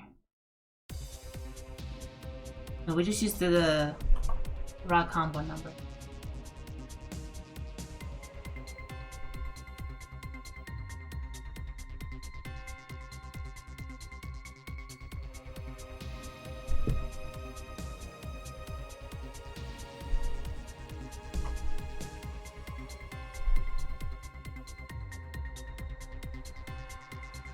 And then we got back to back. It's different from combo, but it's almost the same.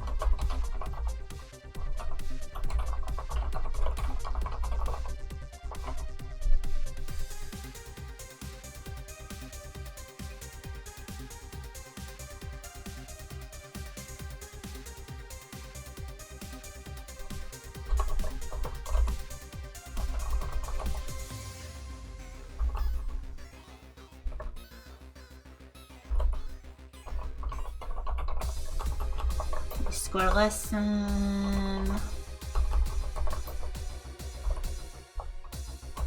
4 lines, it resets back to back, otherwise it goes up. Back to back points is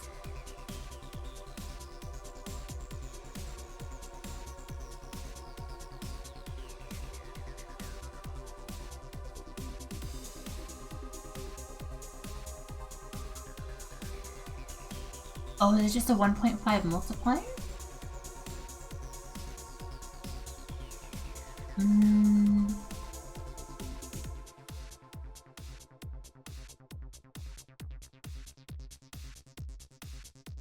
This is a multiplier, okay.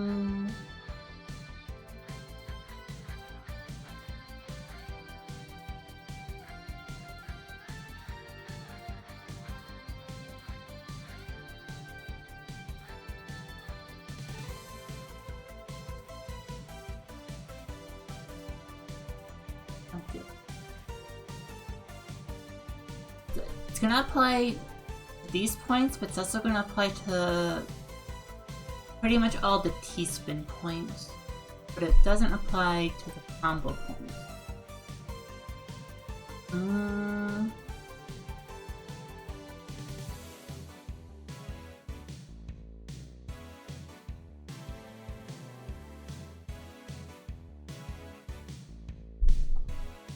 Should make it a multiplier up here.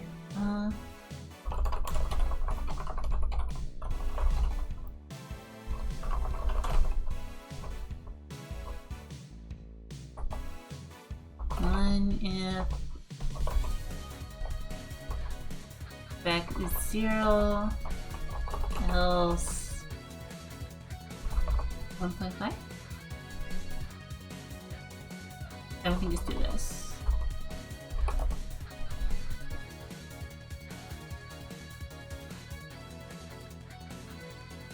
Yeah, that sounds good. Then just this gets tacked onto the one side it applies to. Yeah, okay.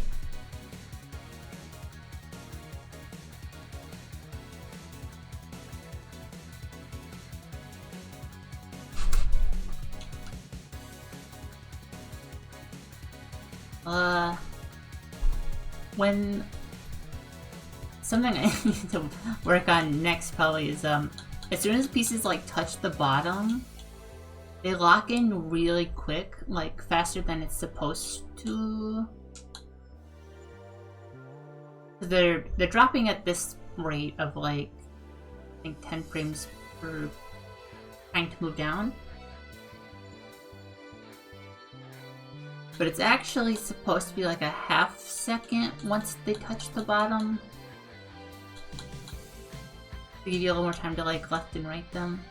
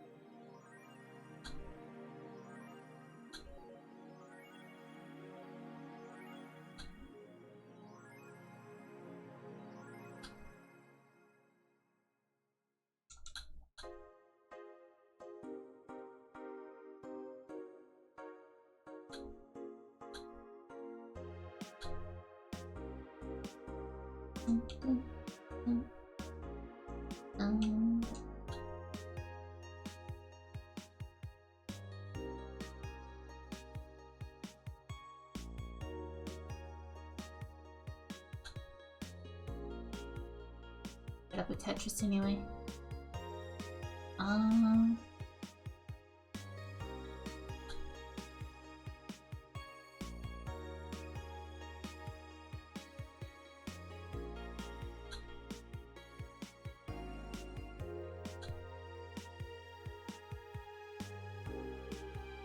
Yay, my painfully slow Tetris gameplay.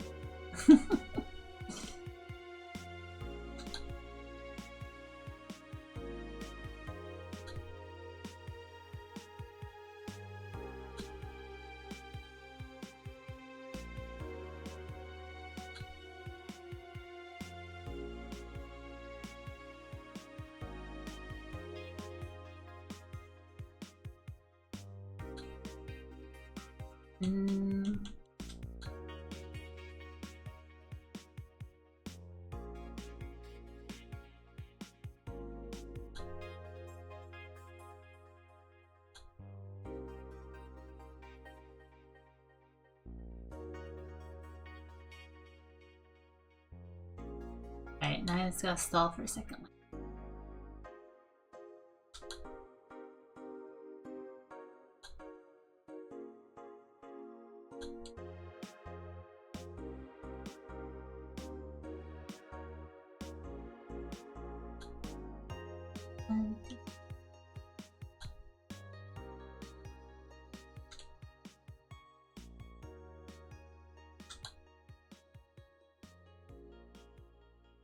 Alright, get line pieces at the root. So this should be 800 points. Then this should be more than 800 because back-to-back aim combo.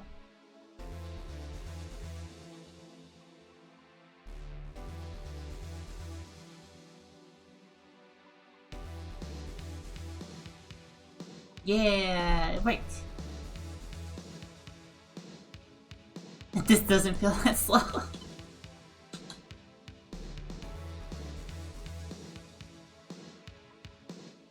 I don't play very fancy Tetrises. I just like mostly it's Puyo Puyo Tetris and Tetris 99 sometimes, and Those definitely are a little faster than this.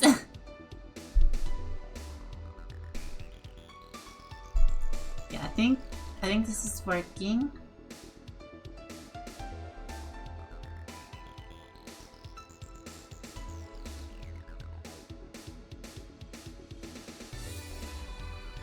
I think both of those numbers went in.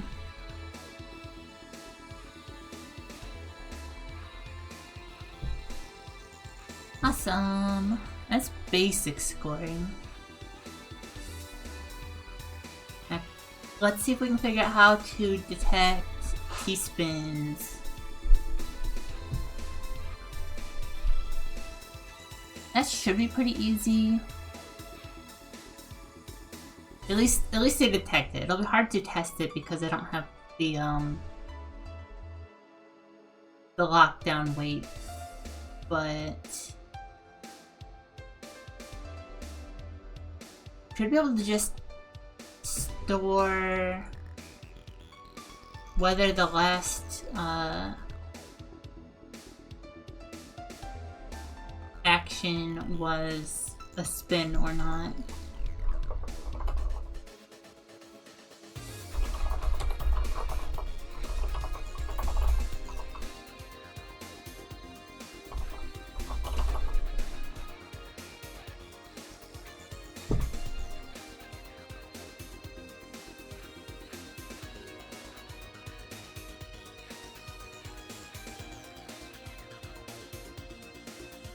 Yeah.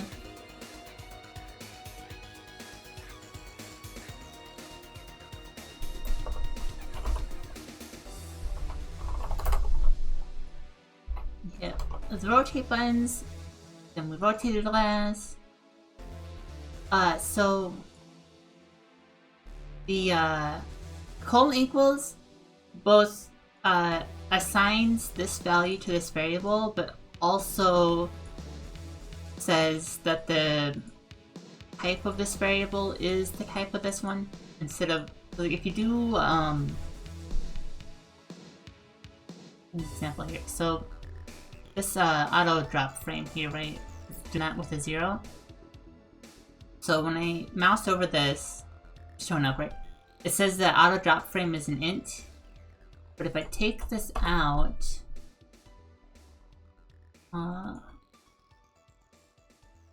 well, it still thinks it's an int. Problem is, sometimes if you don't do that and you don't give a type to the variable, it'll think it's a variant instead of a specific type. And mostly, the type hinting is just good so that the editor will, like, show you the right stuff when you're typing, and will try to correct you if you, like, say, pass a string into this function that wants an int or whatever. But do this in GDScript, and it's it does let you just omit types if you want, and it just figures it out at runtime. This line. Oh.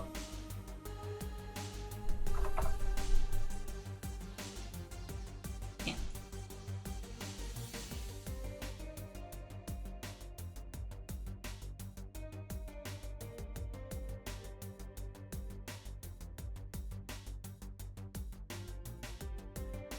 Yeah, basically.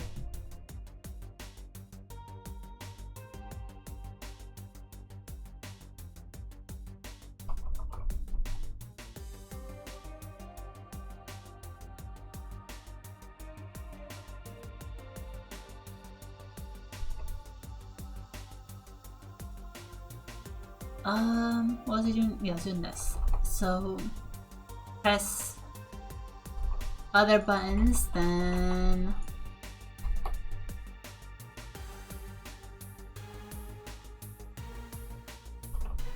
last action was not rotate. Pause won't interrupt that though.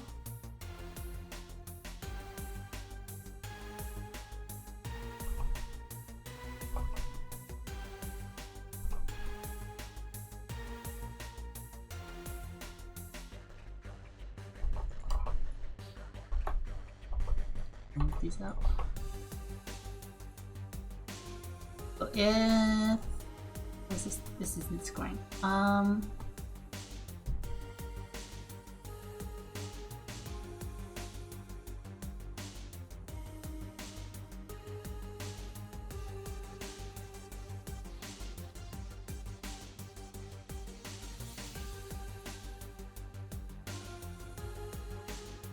Actually,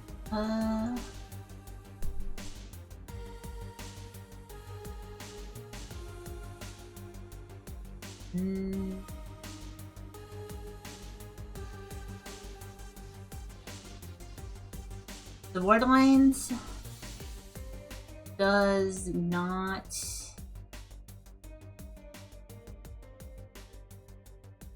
know what the piece type is, because it's already cleared out by that point.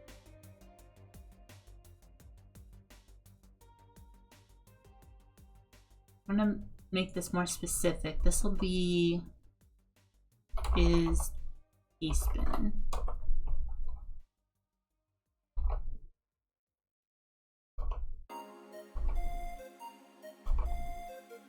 And then here it's T-spin if piece type is pieces T.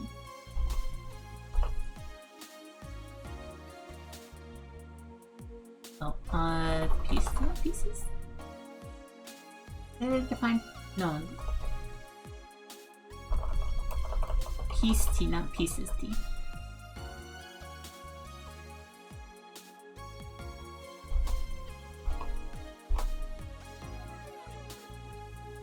And down here we say if is T-spin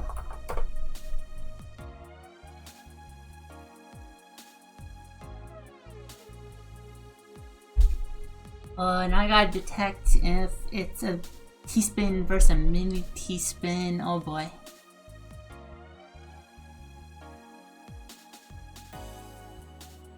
What's the difference between T-spin and mini T-spin?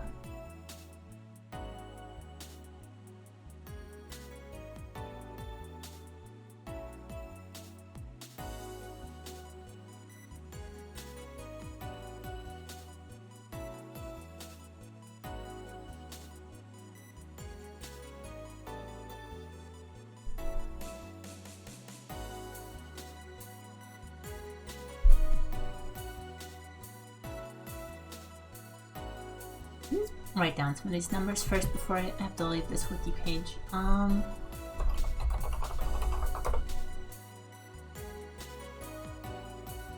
T-spin no lines still gives points.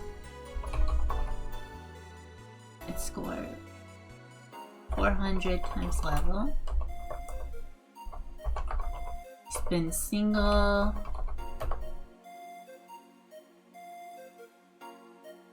800 level times back bonus.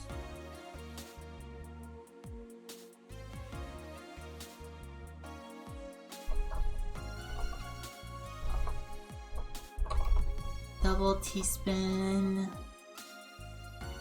1200 times level times back-to-back bonus.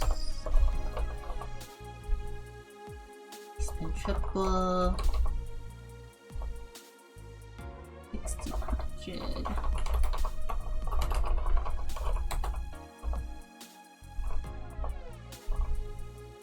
And then we just need mini zero and mini single, I guess.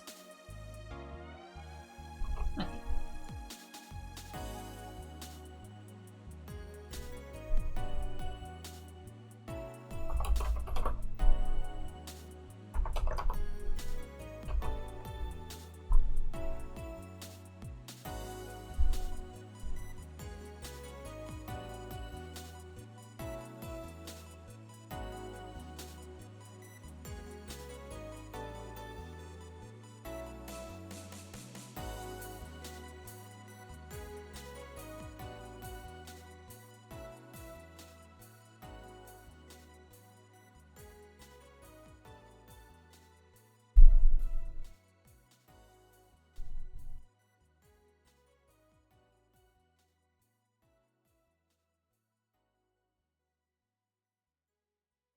Oh.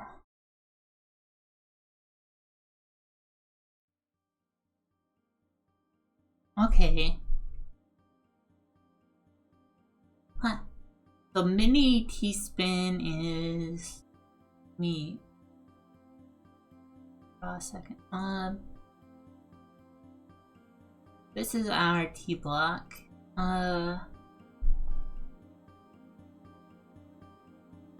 We check teaspoons. 3 of the 4 corners around the center of the T block have to be occupied.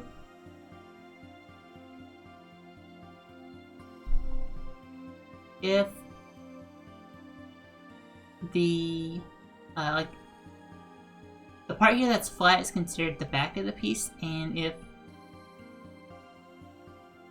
both of the corners on the back side are occupied, it's a mini. But if it's not, and it's like this shape, then it's a proper teaspoon. Okay.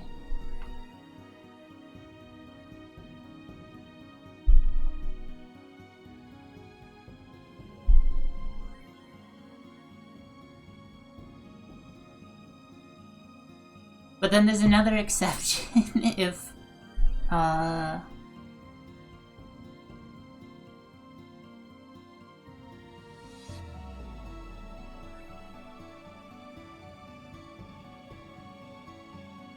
if it uses the last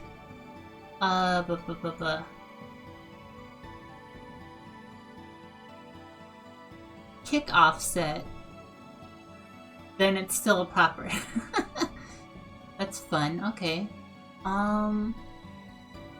There's a lot of stuff to code in. Oh boy.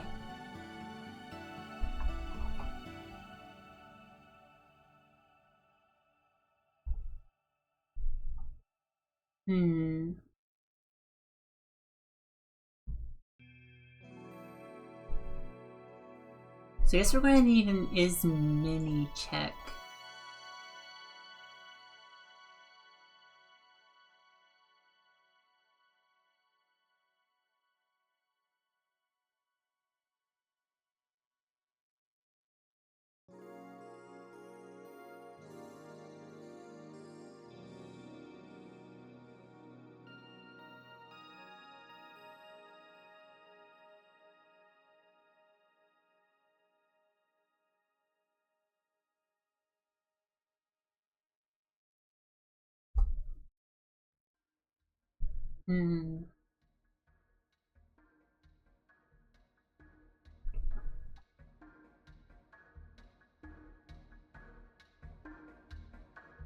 But we're still running into the problem that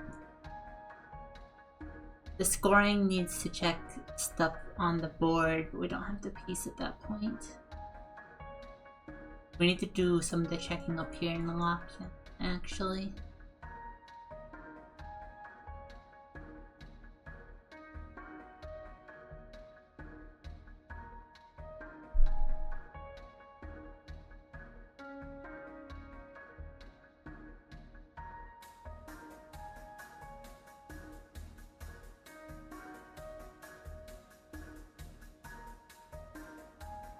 Let me change this to just is spin. We're just gonna track if the last button is spin with this first of all. And then we'll do all the checks in lockdown.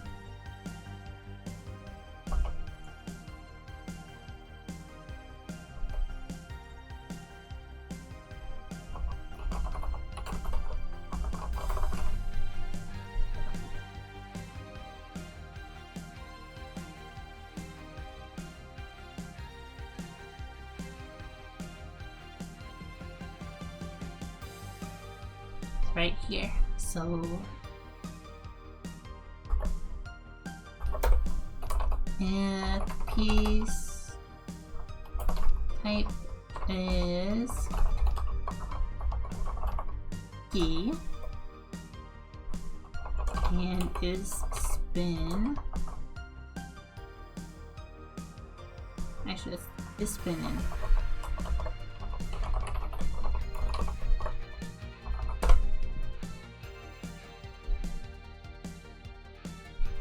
So let's see.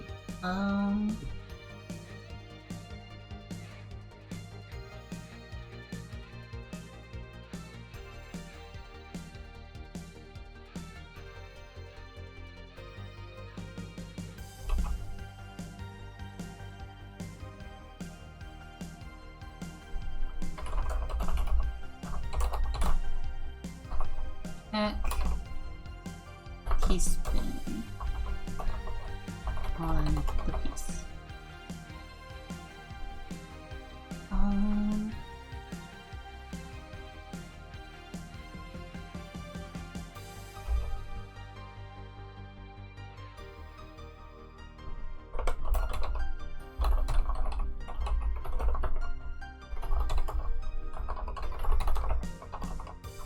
Not sure what this should return.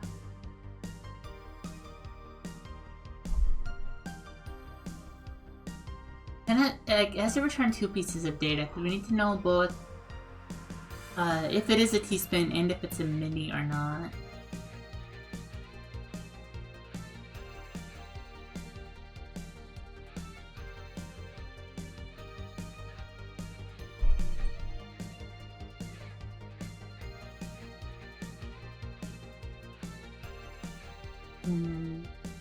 Oh, stretchy times, thank you.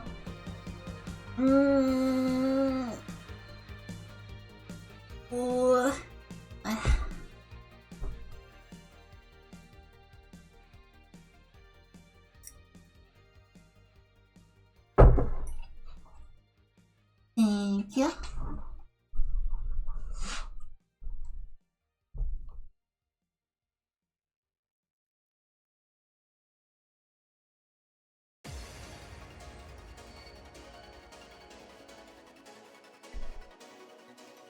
This doesn't have to tell how many lines it is though, because we're already checking for line clears.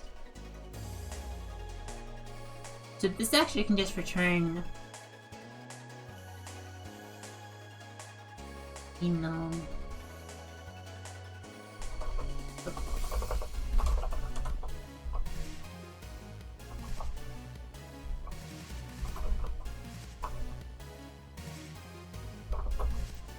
so non-mini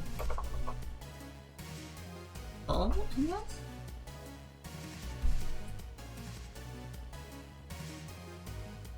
This returns teaspoon.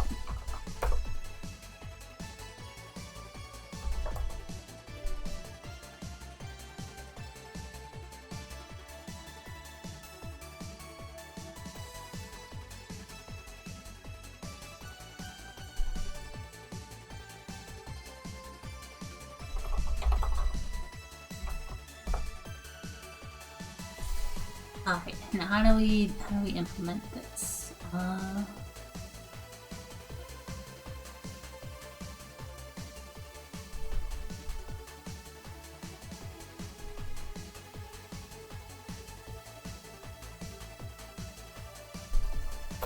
For corner in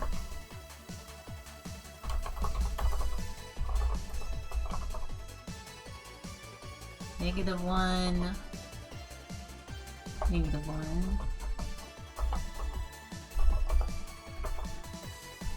1, -1, 1, 1, and 1.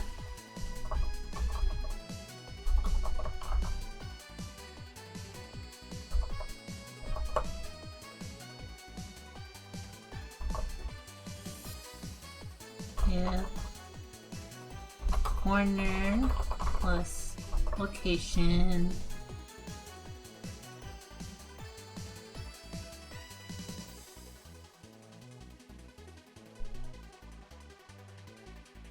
Is occupied.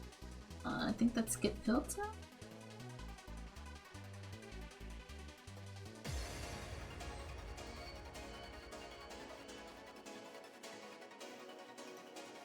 No, I think we want to use check collision.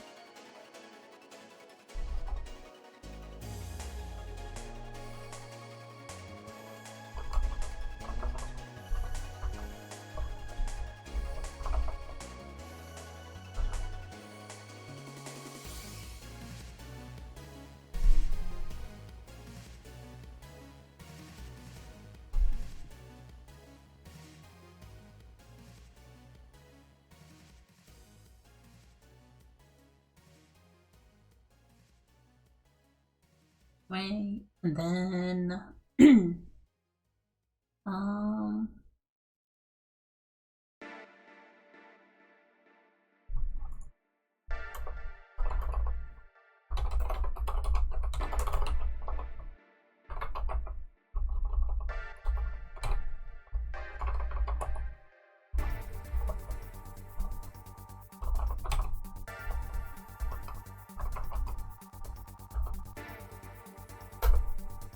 partners are at least 3, then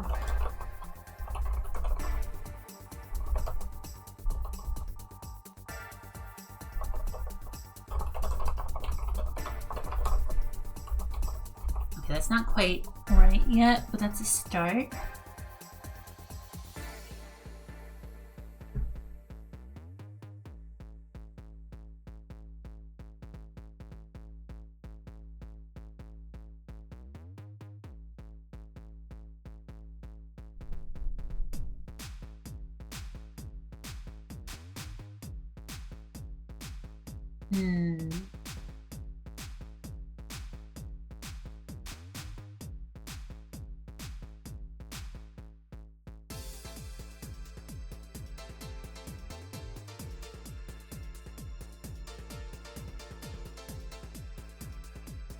I need to check which direction the piece is, and then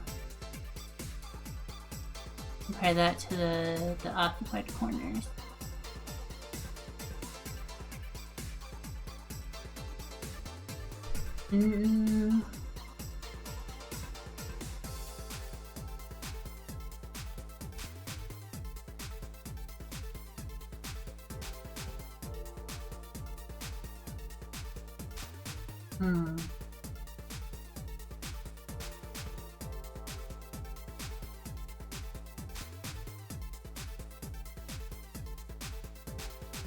I might make this more messy, I think. Make it work better. Let's do it this way. So, match piece dot orientation.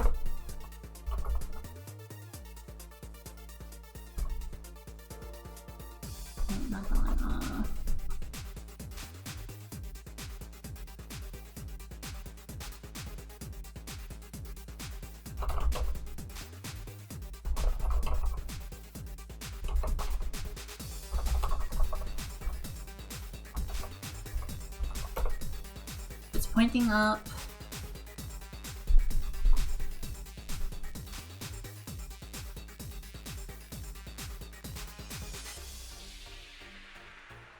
Then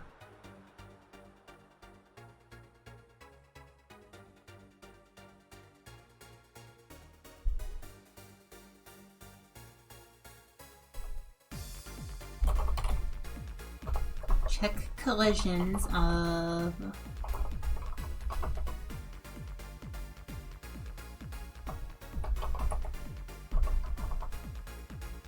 -1 and 1 -1. Negative y being up. Just one of those has to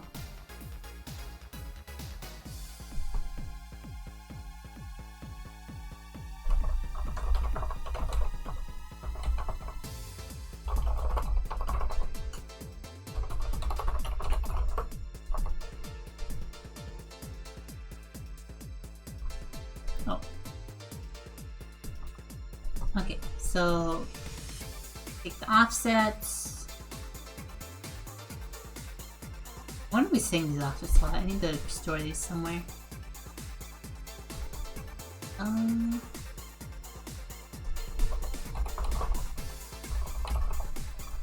offset. Do northwest rotation. Offset northeast.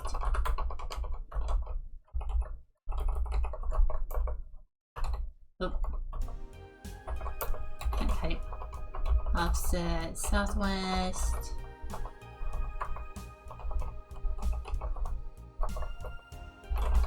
Offset southeast. Okay. That's gonna help a lot. Northwest east. Plus location. Oh, right. Offset. Offset.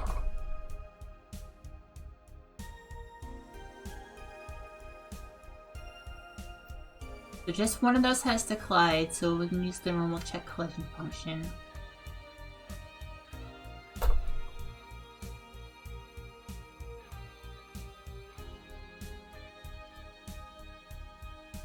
Then both of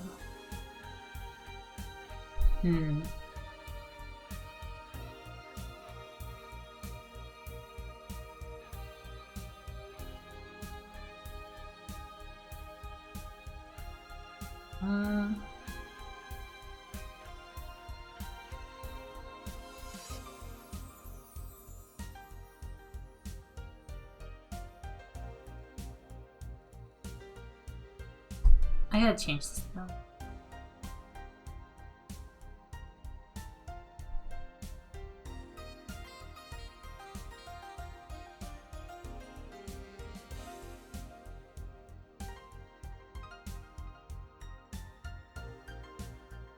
I need to know which ones are colliding.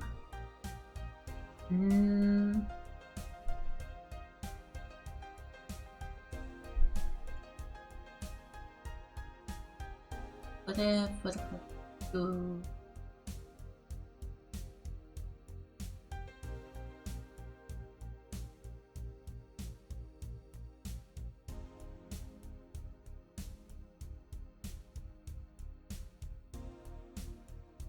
No matter what, 3 of them have to be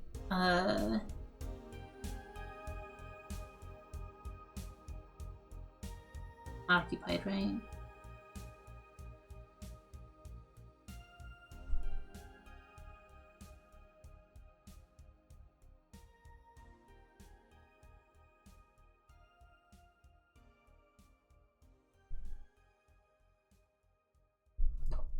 Make a new copy of this that does that. Count collection. Int.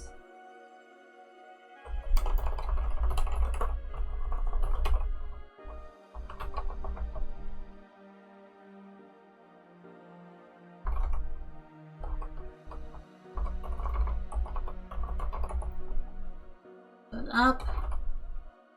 Collisions goes up. And collisions.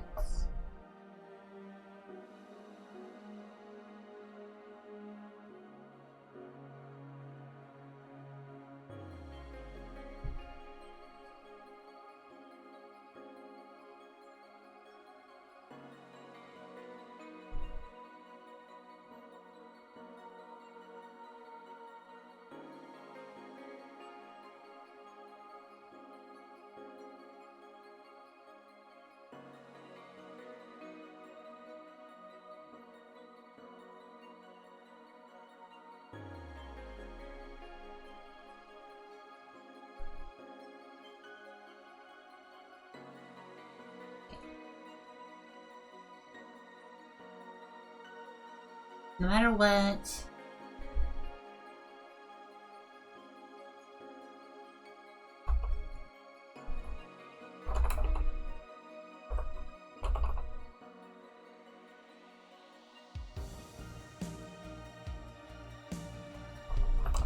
yeah, count. Paste.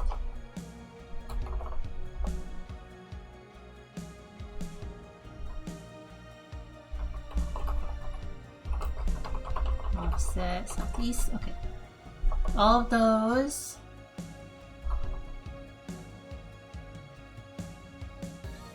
Are less than 3. Being down to none.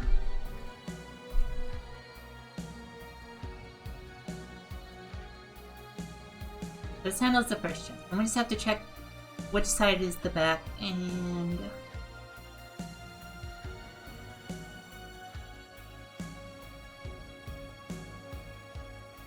we still use count collision for that. Awesome.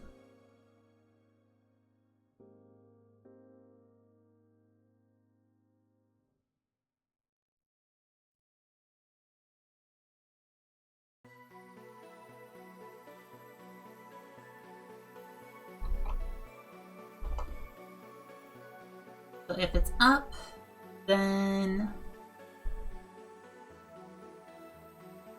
if both of the south ones are occupied, it's a mini.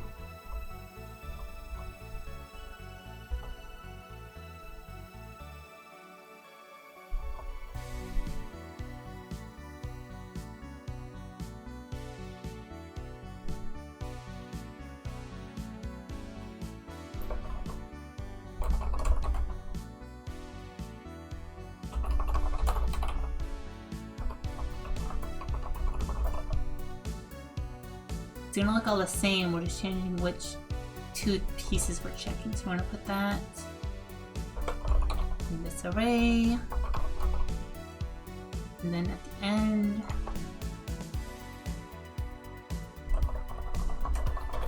mini.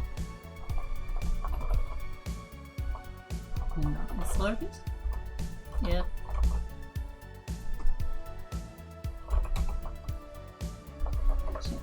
Else, then follow.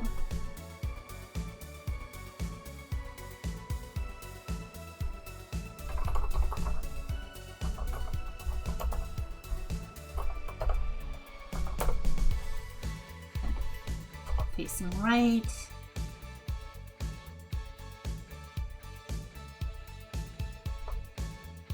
Want the west ones.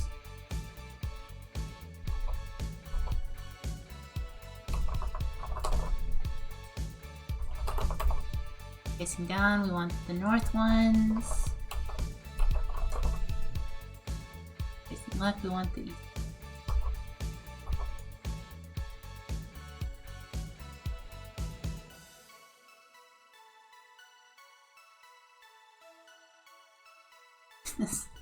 Stupid long line.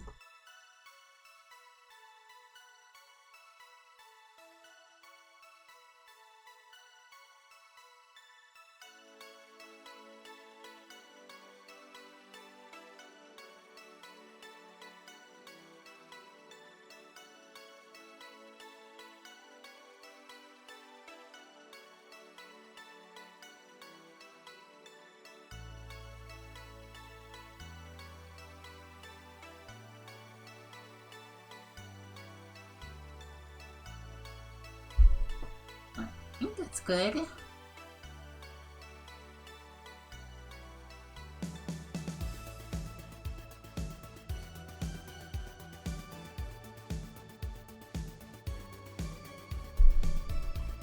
Now, where were we calling this? Over here.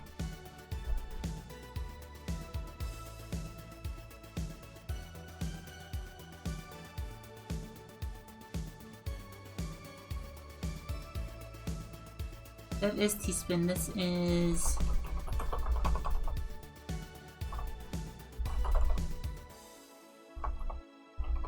T-spin.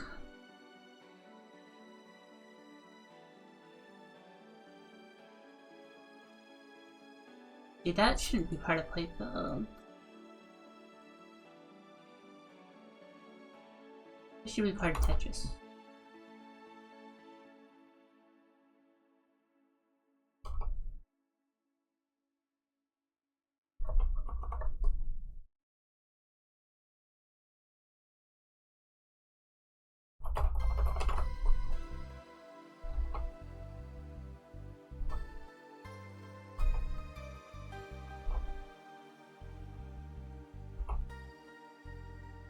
complaining because this file is not compiling, that's fine.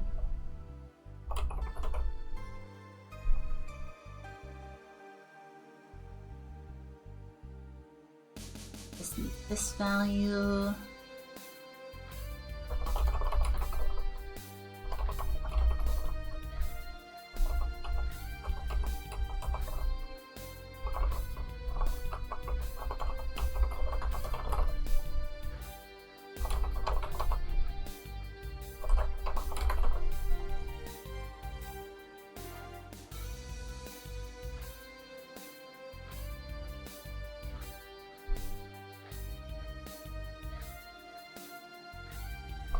Watch, this will be match tspin. Spin dot none s tspin mini spin So those are the fulls. Now we see the mini points, which are these, but the numbers are smaller.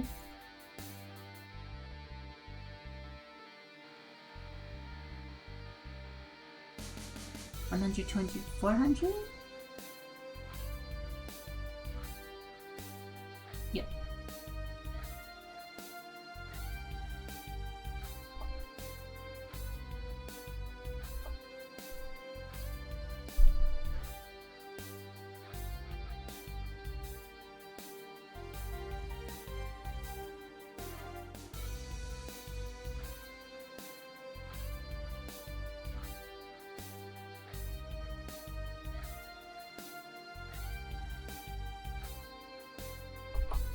Awesome.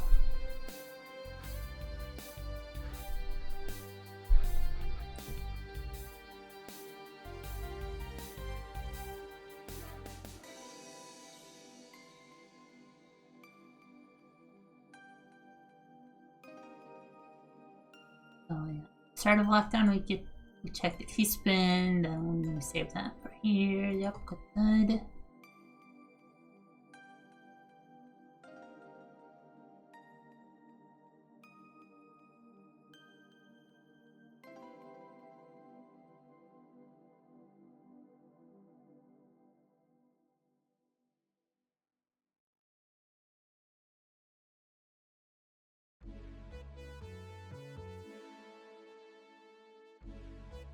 Awesome. Oh. Peter Mouse, stop freaking out.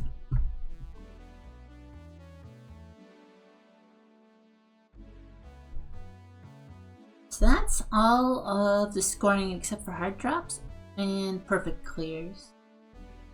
We'll do the hard drop scoring when we implement hard drop. I think we can go ahead and implement perfect clears next though.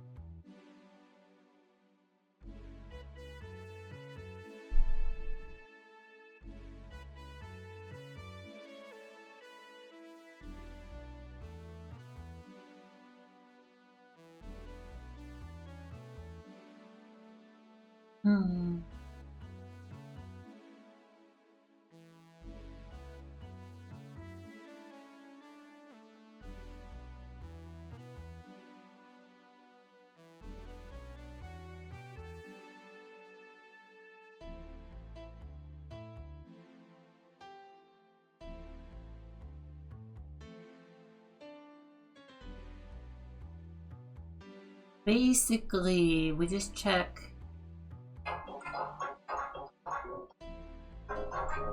Oh, 1 second.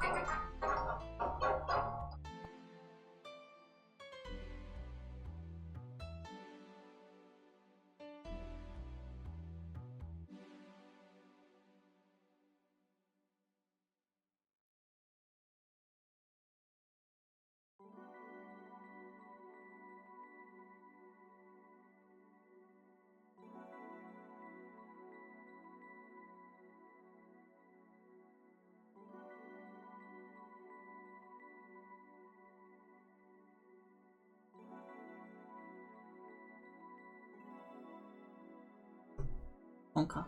Okay. Yeah. So, I lost my train of thought. We were on full clears, perfect clears, whatever you call them.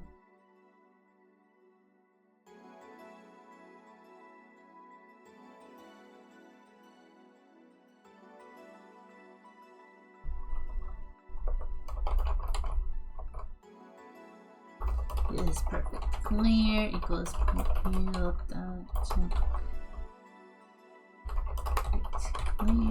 Oops.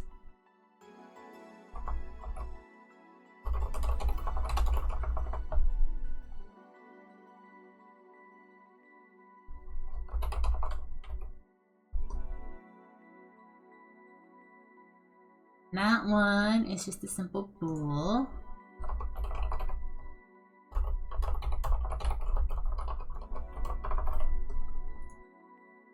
The points for this first before we implement the check.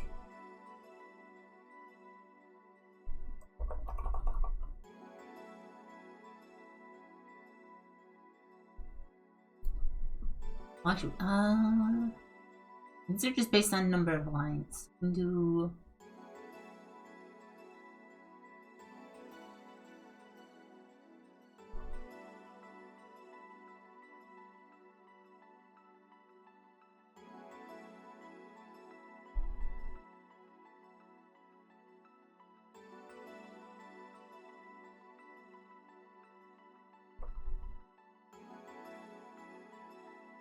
if it's perfect clear, score 100 times level. I keep spelling level wrong.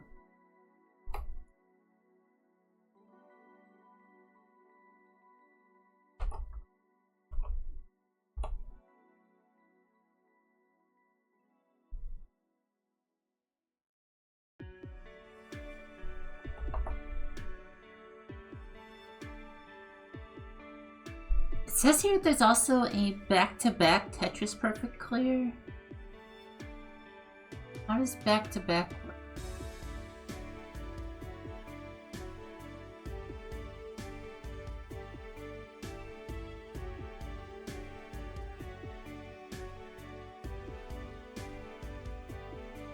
Does that mean you get a Tetris and then you get a Tetris perfect clear and it gives extra points?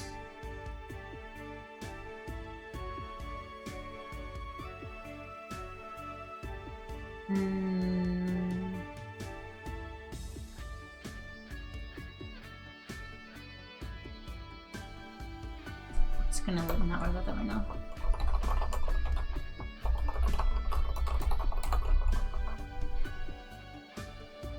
Leave a comment in the code about it. Right now, problem with testing perfect clear. I'm not very good at getting those. They're kind of tricky.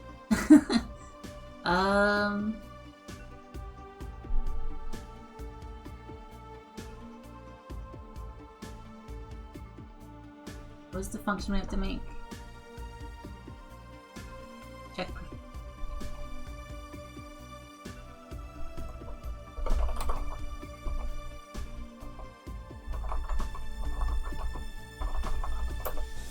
This one should be easier though.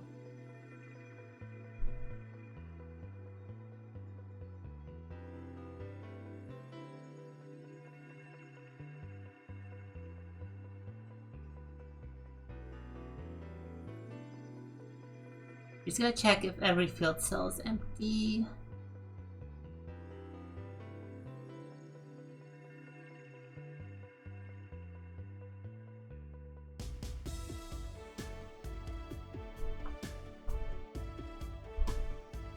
Cell in field.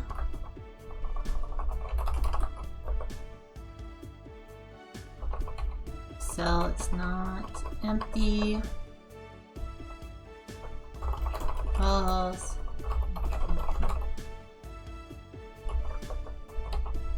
Yay! Easy.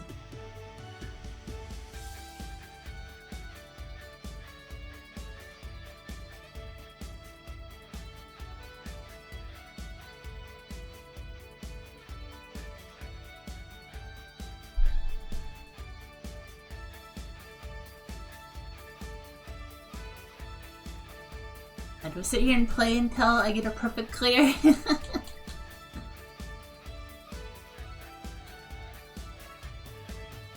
That's gonna be hard though with my not having much time to scoot pieces at the bottom.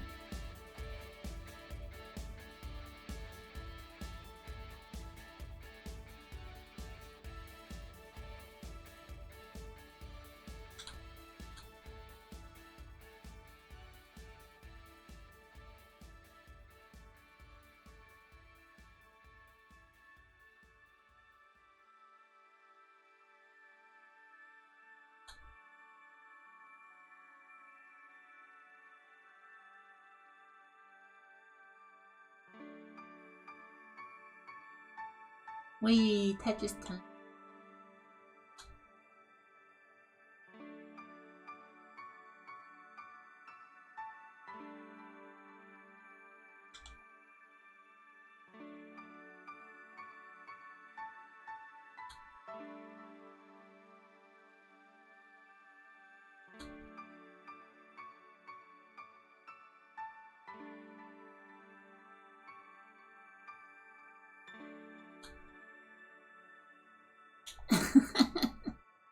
Well, I'm not that good at Tetris.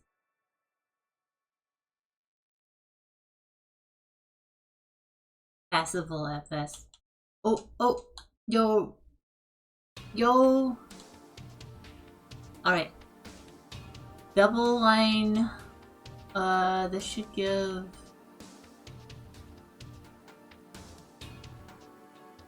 1,500 points?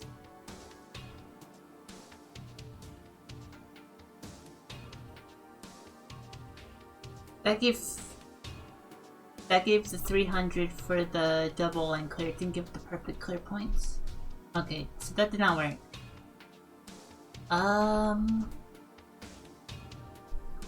Did not work.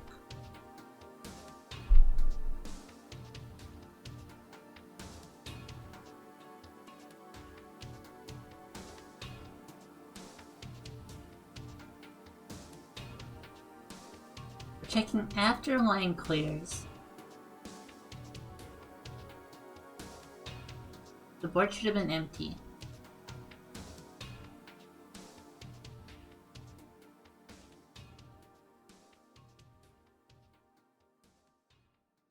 That should have returned true.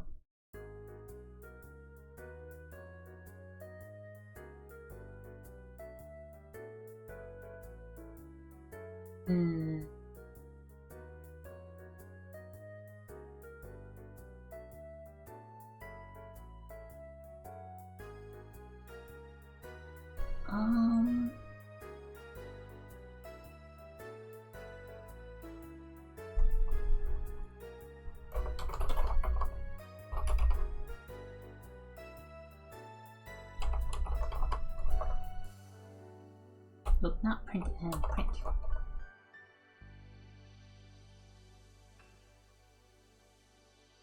I'm just gonna print the whole field every time we check in.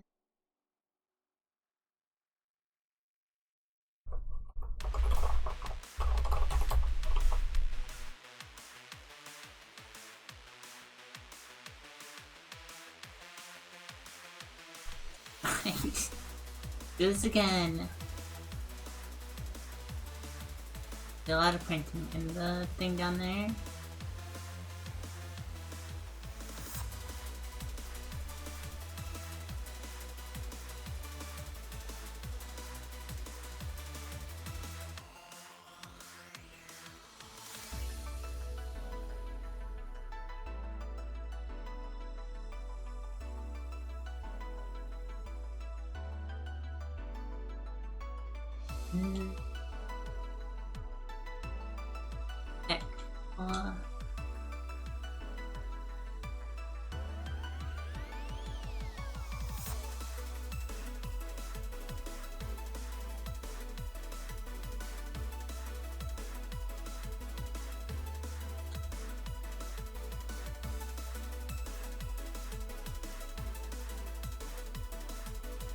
There are good places for these J pieces.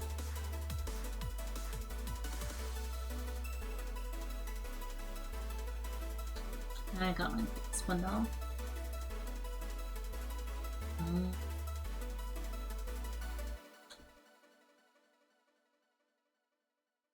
It's gonna take a while.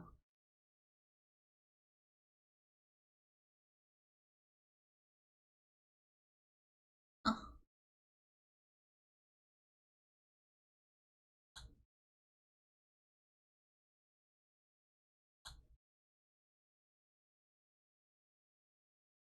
Alright, I should be able to get this piece done in here. No, it went the other way. Oh no. Uh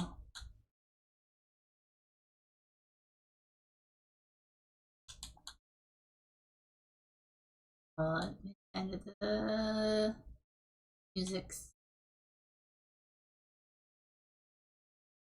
Yeah, I got really lucky getting that perfect clear earlier. Oh no. It's gonna be a while.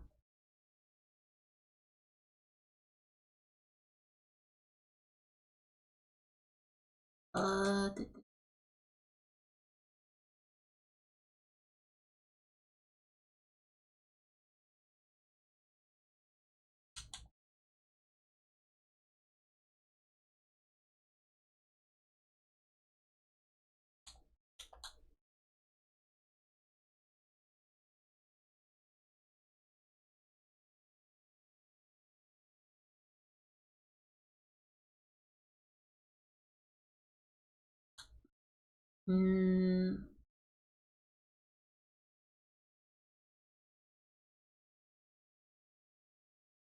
not sure how to clean.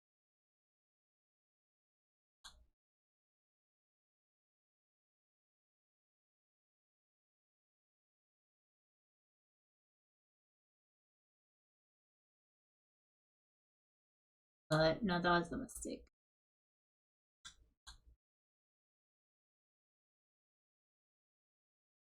Oh boy.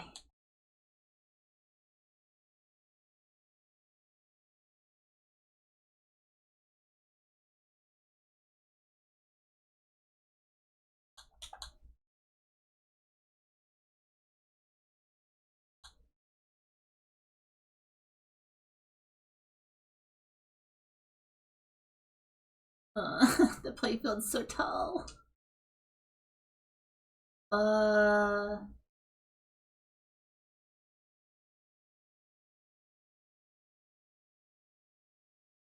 Make challenge runs, yeah.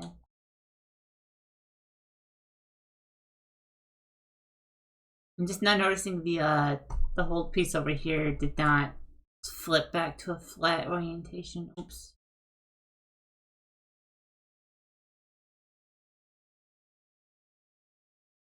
This is a little better.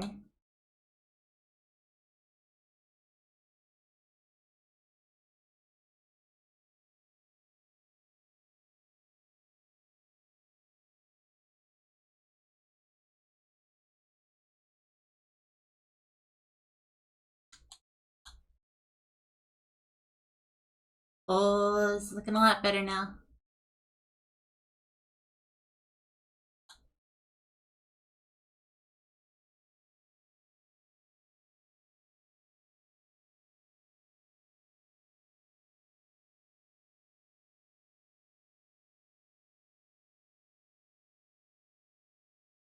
We're still probably a long ways off. Oh.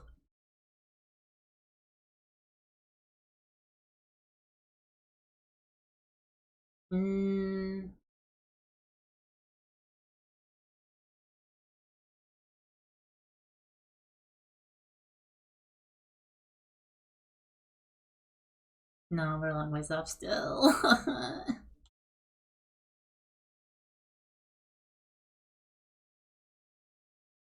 No, nope, I shouldn't switch back to this piece. No.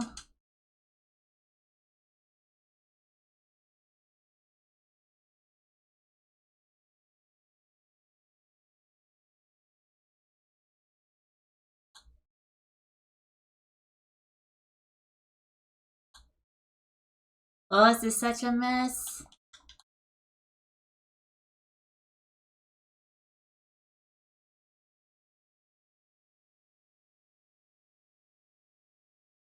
The field is so tall. No.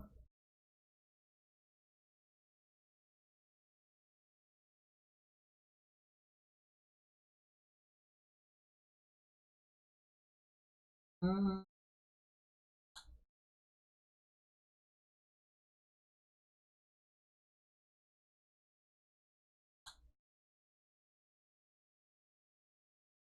Come on. Be a perfect clear.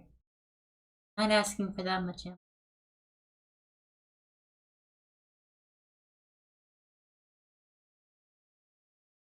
Keep building flat. We'll get there eventually. If I have this hole to fix on the bottoms. Do that still.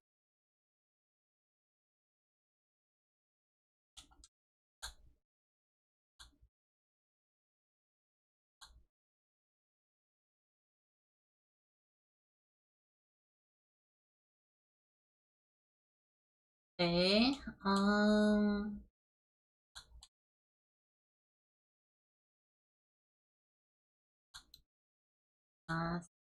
Uh, blah, blah, blah.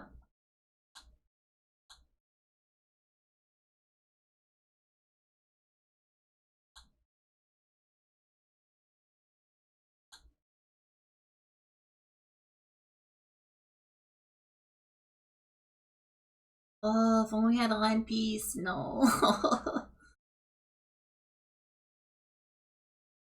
mm.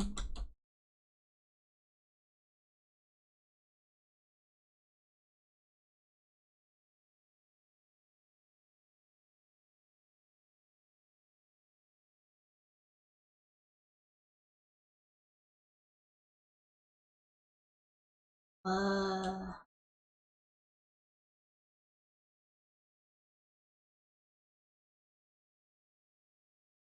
There. This here. Blah, blah. No, it's not.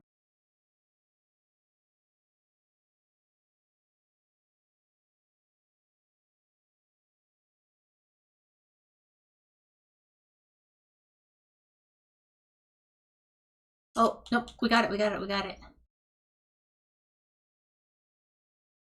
Alright, so 2 lines. Come on, work, work, work.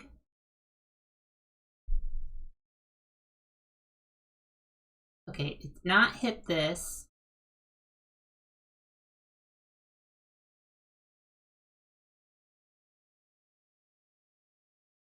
But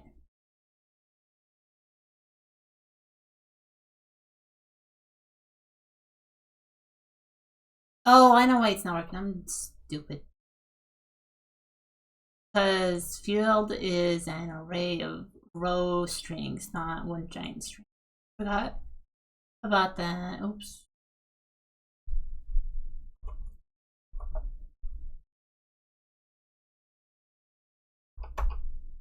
So 1, 2, 3, 4, 5, 6, 7, 8, 9, 10.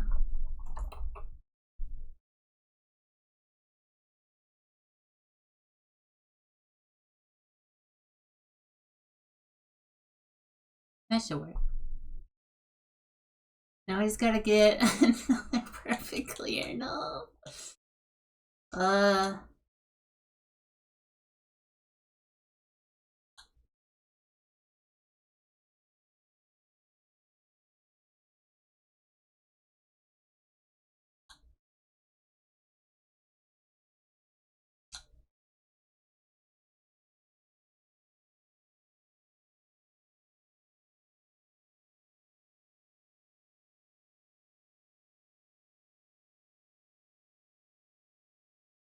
Oh, that's not working.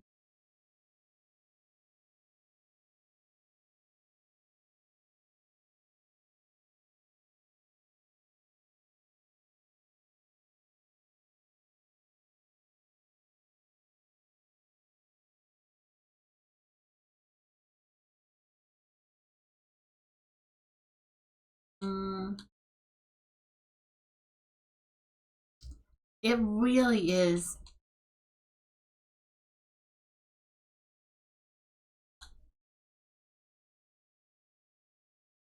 I don't want to deal with that one.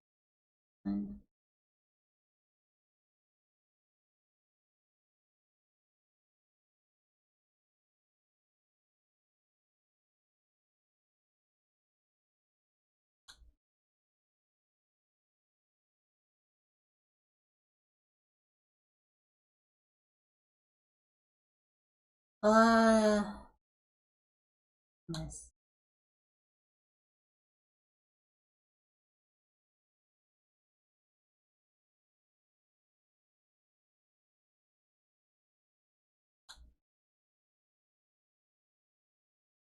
No, it doesn't.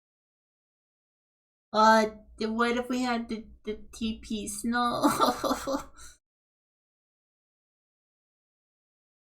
Alright, give me my T-spin. No, I spun it the wrong way. Oops.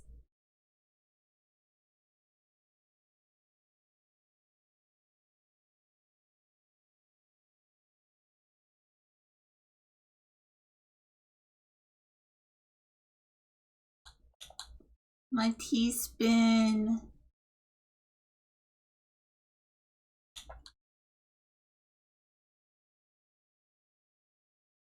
No.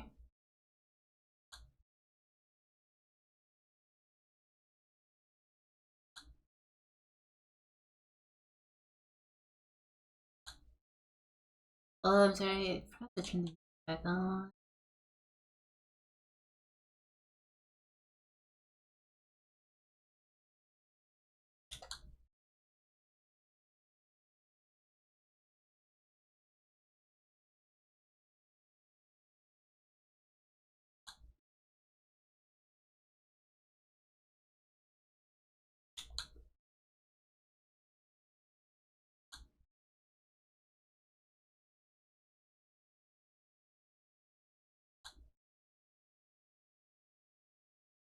Mm. Mm.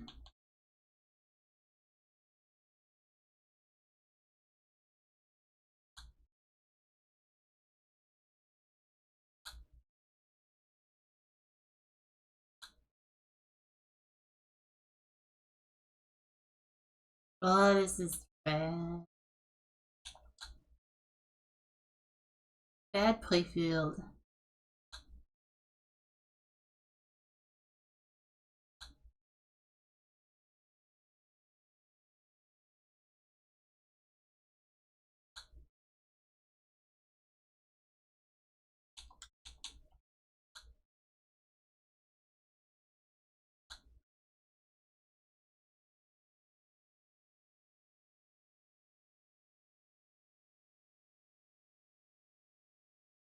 It feels like we're so heckin' far from here.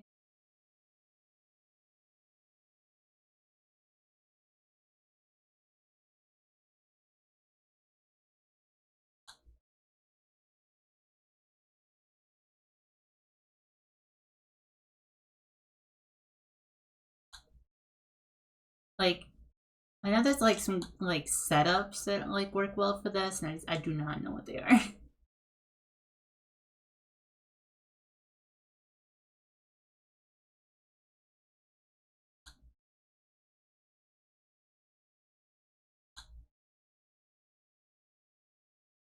Oh, that's almost. Once again, wrong piece. I should just like program in cheats so that I can test better.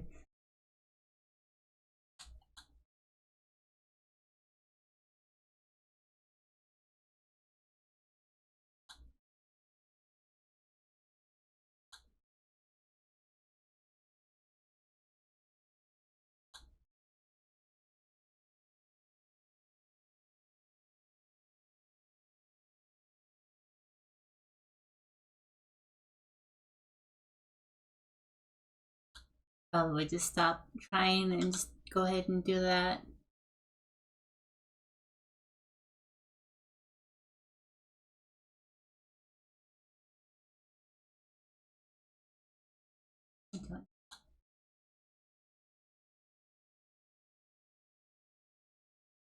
Yeah, this is a mess. Okay, I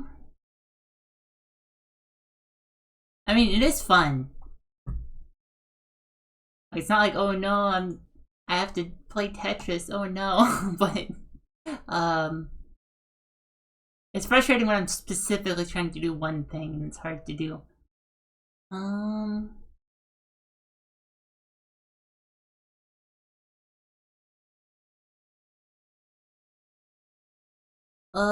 Like, I feel like this should be fine and I can just commit it.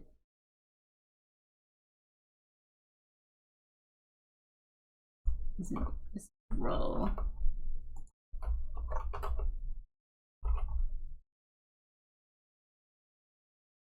Definitely.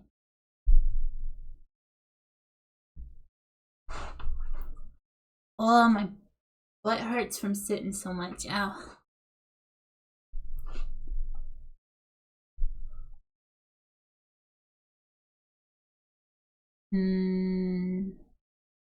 Yeah, let's do that. Stretch and hydrate. Thank you.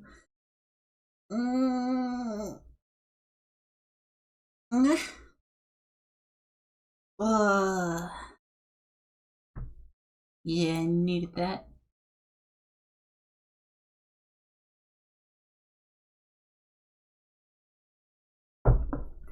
Thank you.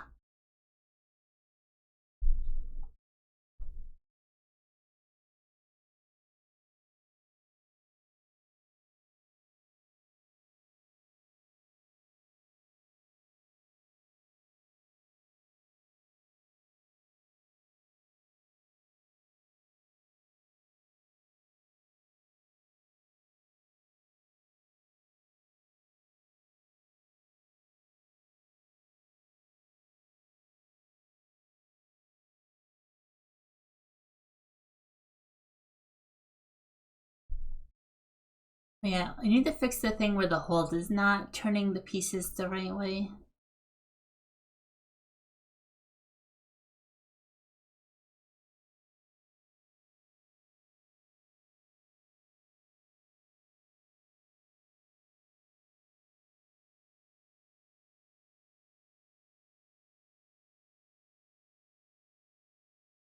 How do we do that?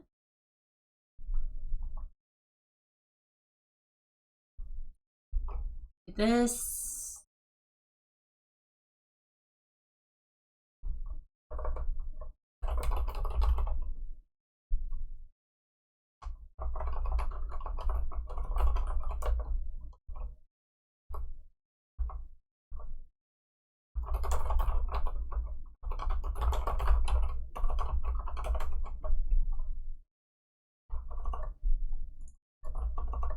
Set it back to up.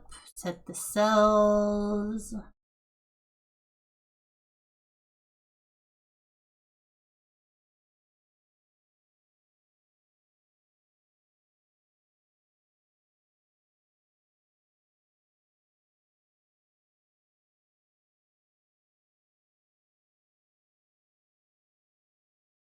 How does that change the visual?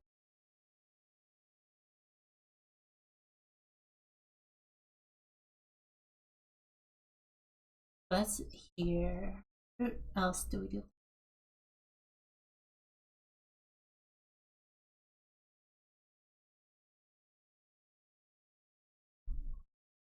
Oh, we do this.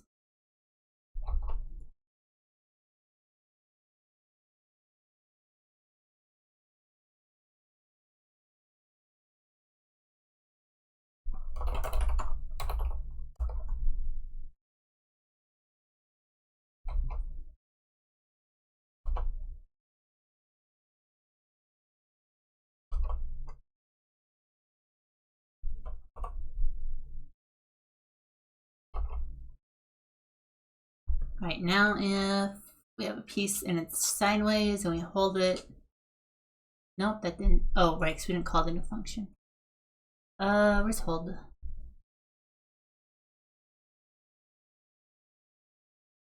Hold.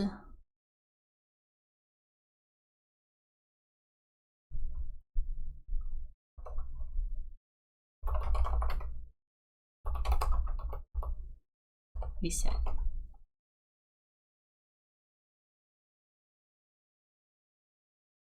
Yay!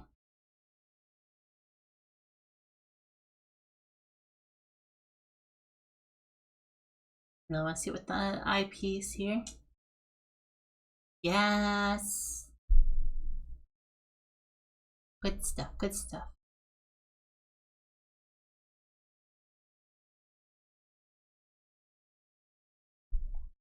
I also, while I'm here, I want to make this wider, more.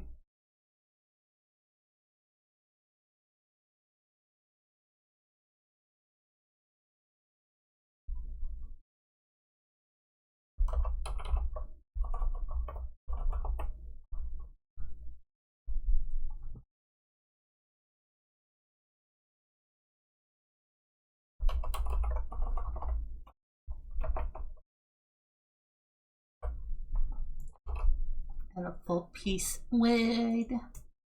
Extra wide, whatever, instead of half piece wide. I'm gonna move it.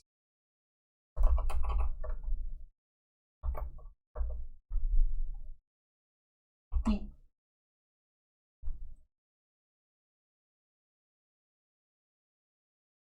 That still looks a little close right here. That looks right on this side, right? No, that's also off.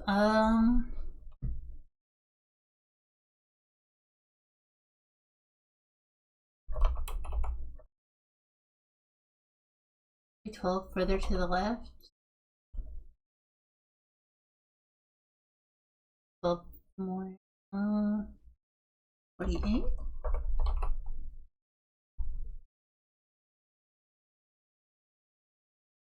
That looks too far now. Yeah, it's too much. Much, not enough.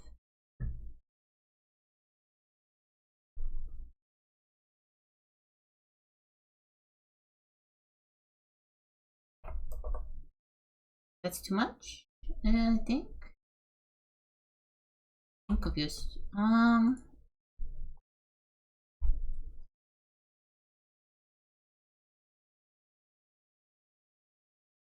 No, that looks right. Really long piece.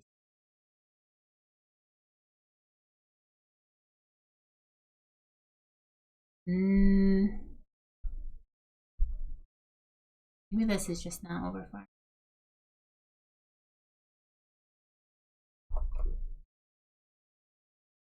This is not wider now?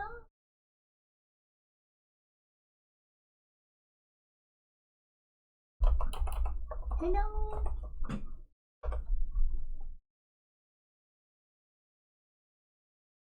Welcome home. Shaky, shaky, shaky. Shaky, shaky. Nice. Why is this not lining up good?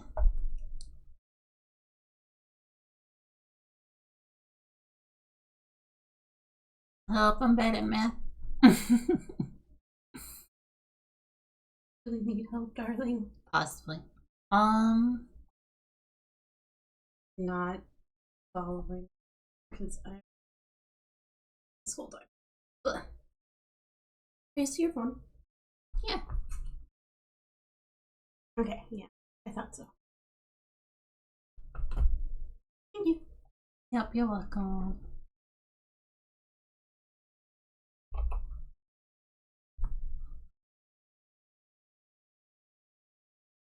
No, that still looks too close. Why is it like that?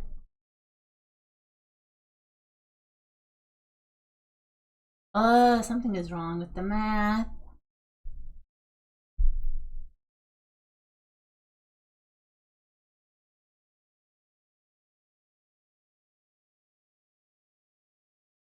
Let's put on some more music.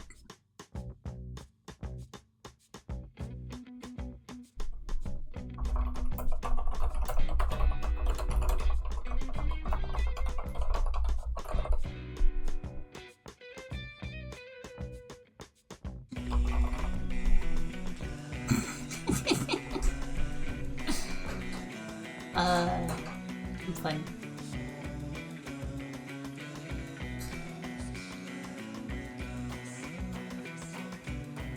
So, where's my calculator?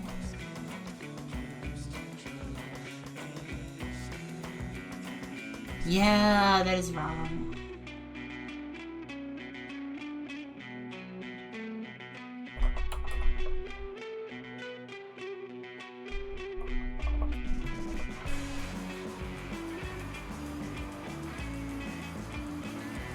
Save this first.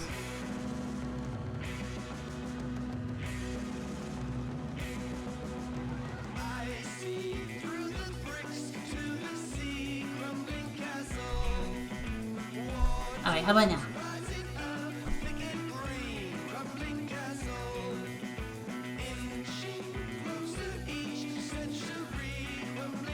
Give me that line, please.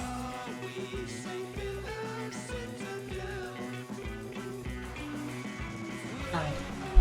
Plenty of space on both sides.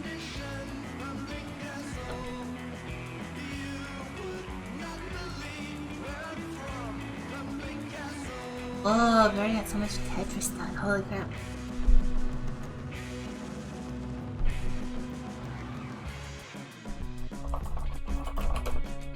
We'll commit some more.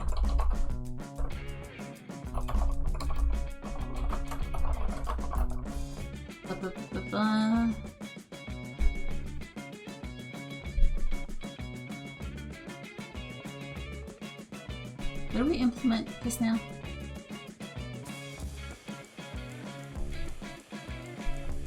Add scoring.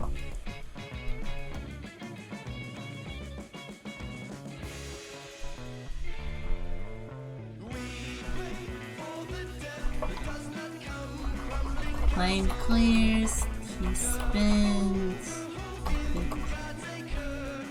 clears, combos.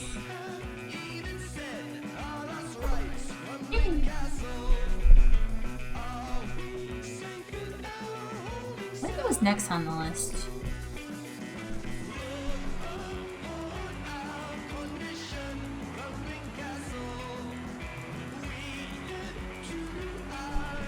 Oh, ARE. I don't know what that stands for.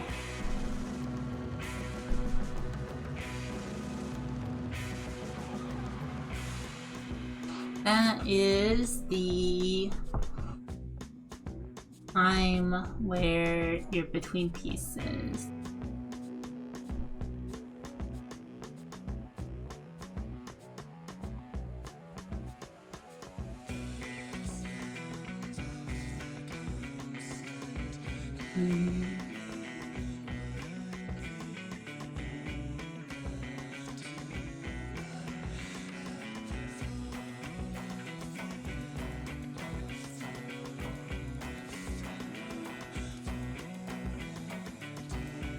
How do we do that?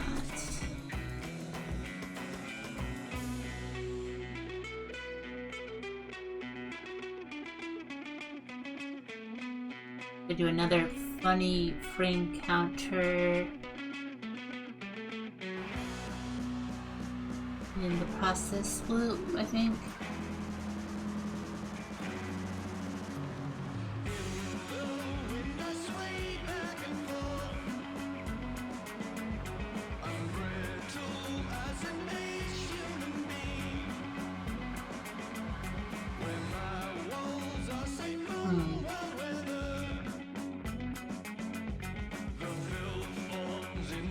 ARE stands for.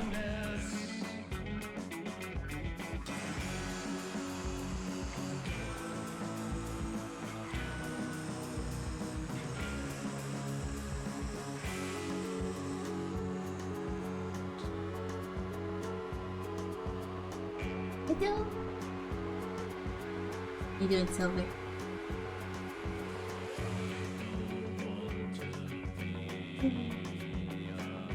I don't know how much Tetris.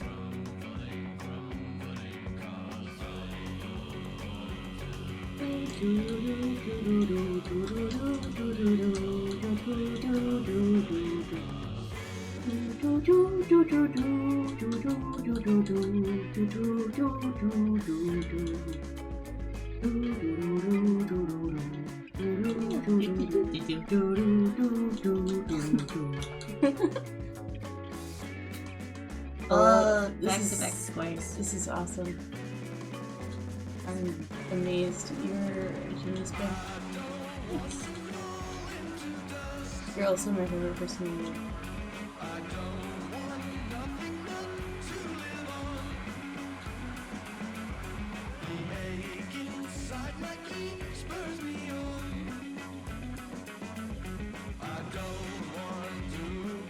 Oh, goddamn. That shit's working like... Bam, Tetris. You did it! Fuck yeah, you have just, like, completely made Tetris. I did Tetris. And, like, it's giving the points, God damn. we got a lot of the basic stuff in place now. Yeah, girl, now you gotta get that roguelike bullshit going. I want to see some really cool, funny little pieces. We will do the funnies. I want to see the funnies, honey. And then sell it and make a lot of money. Yeah. And then we can, do that thing you always wanted. I do have a lot of ideas for the roguelite stuff, yeah. Yeah. I put on my cloud shirt, but it's way too warm. It's like infinitely too warm. It is. It's really warm. It's in hot. here. Why is it hot? Yeah, the windows are still open. No, it's not. Okay, you can close the windows. I wanna like participate in some fairly legal activities. Barely legal. Yeah. Food? Yeah. I'm pretty sure that's legal. Oh, no, yeah, you can always go if you want. That's Yeah. legal here. Yeah, that's what I'm saying. It's fairly legal. Go ahead. Yeah, it's like less than a year old. Legal. Yay, legalization. Really legal. Yeah, go ahead and enjoy your edible. Yes, let me talk about the roguelite stuff. So I got a lot of ideas so far. Definitely taking a lot of food was made illegal. No!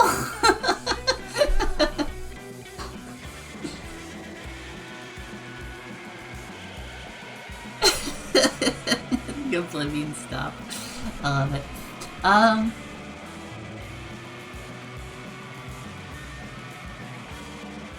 So yeah, so taking a lot of inspiration from Balatro for this, so it's gonna be kind of like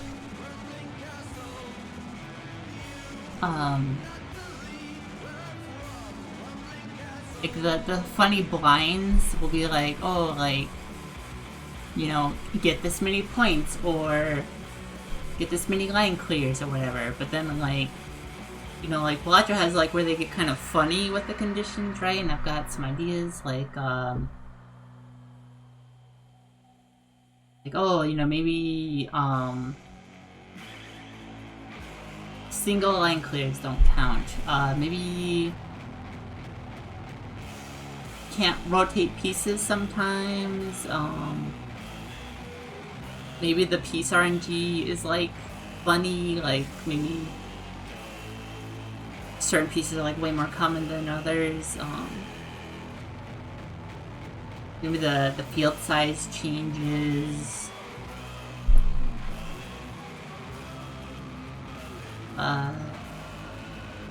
Can't use your hold.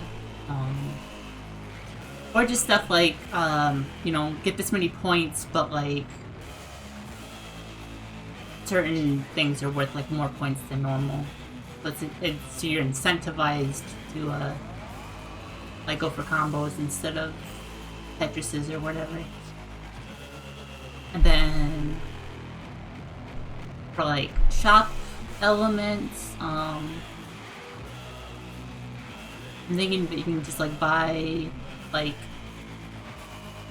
new pieces. So like you could buy like a J piece, and it would like you know, like give a multiplier for each line cleared from that piece.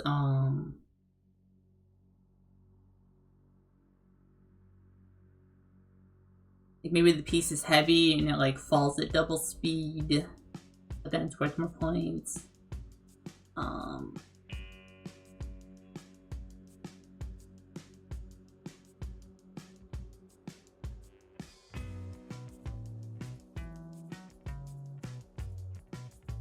It's kind of hard to think of like good ideas though for this, but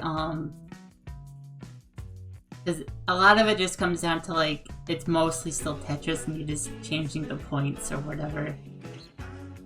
It's kind of hard to like mix up the gameplay too much, I feel like.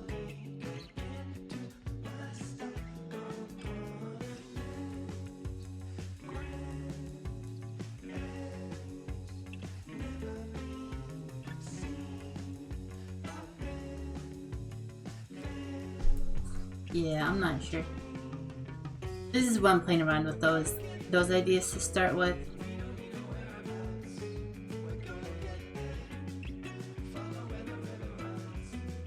Harder but also easier, yeah. I'm not sure what that would be, but yeah.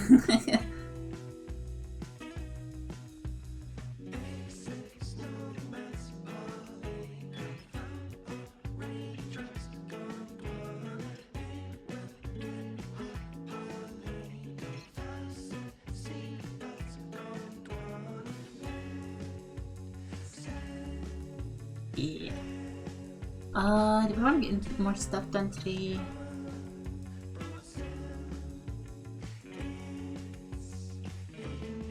I want to get the AR quick.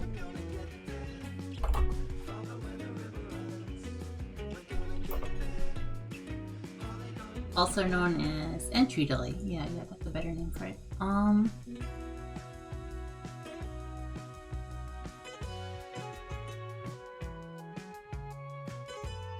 The sidebar? This one? Or sidebar?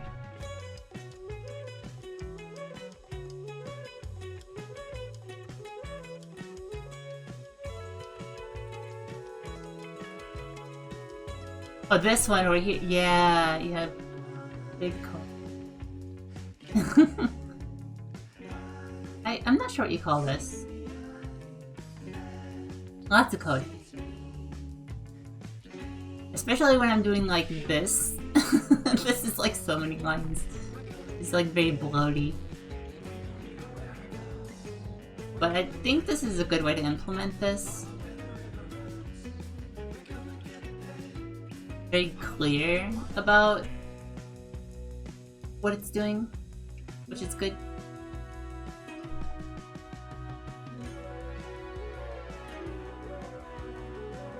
I want to add in the entry delay quick.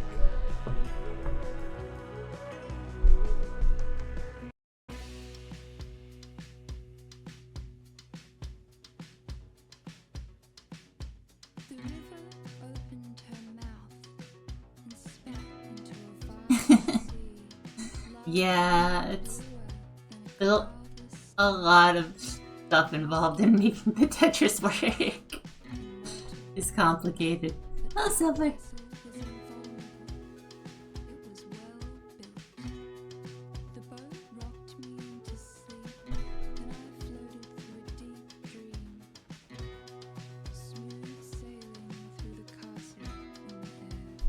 Alright, so let's add entry delay.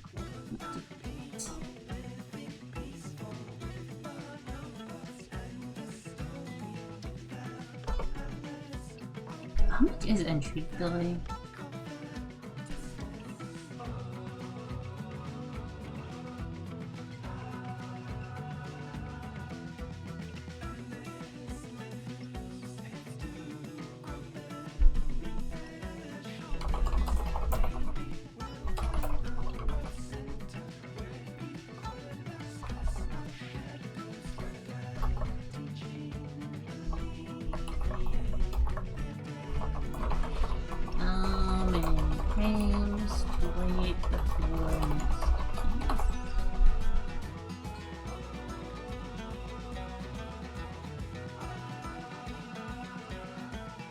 start with it. Yeah. But sorry, I just have to stretch and hydrate. Oh, I can't believe it's already stretch and hydrate time again. I thought we just did the stretch. I'm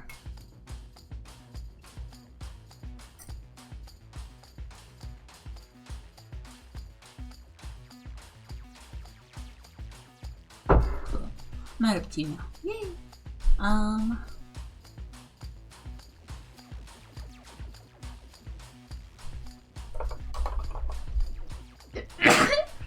Oh, sneeze.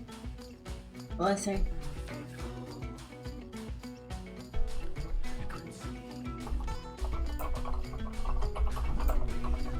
Thank you.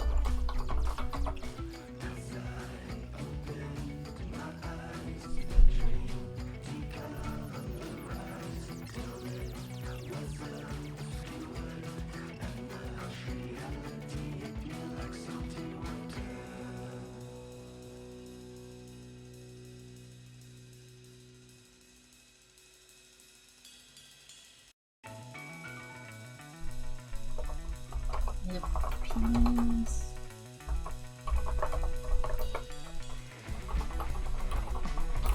Else.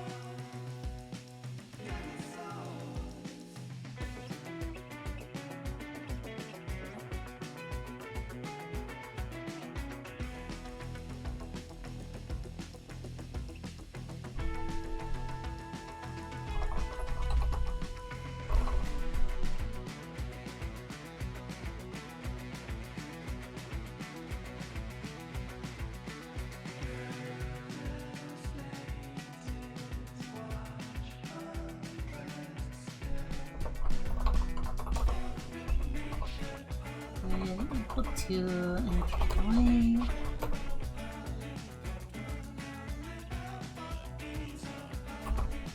Fun piece.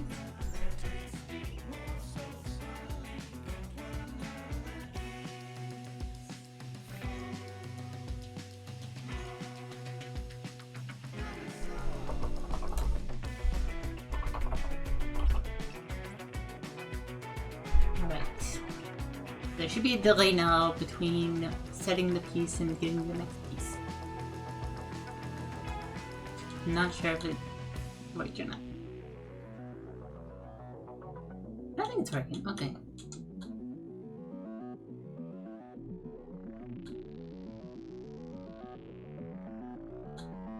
Yeah.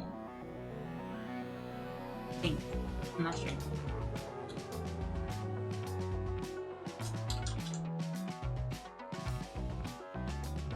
Oh, something blew up.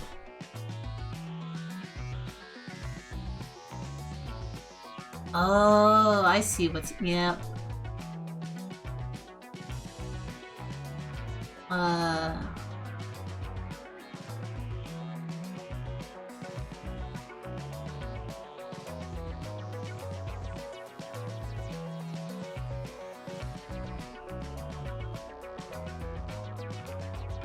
Let's check shifting of that though.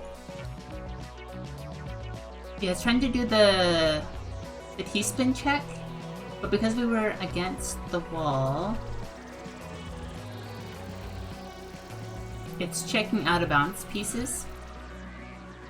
And that's supposed to just work. And it's supposed to get caught by this, but it did not get caught.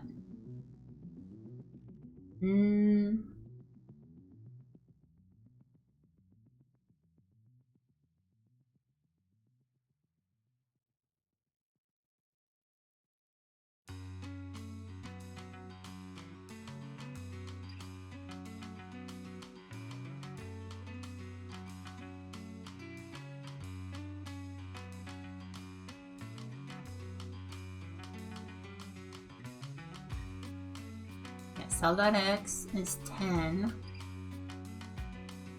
N should be greater than or equal to 10. Is that not catching? Oh, because it's not an else if.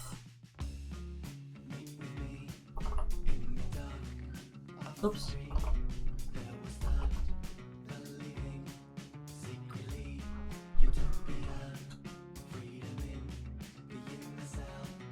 Give me another T piece.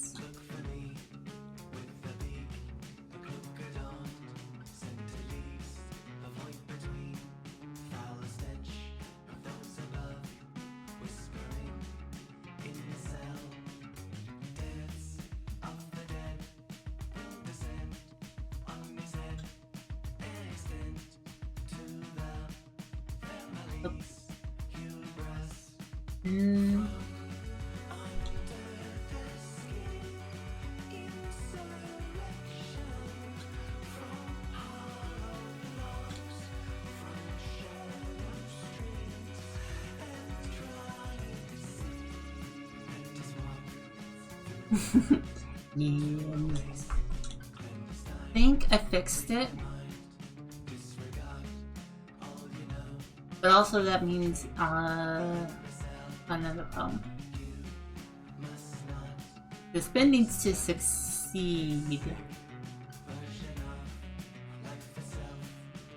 for it to be a T-spin.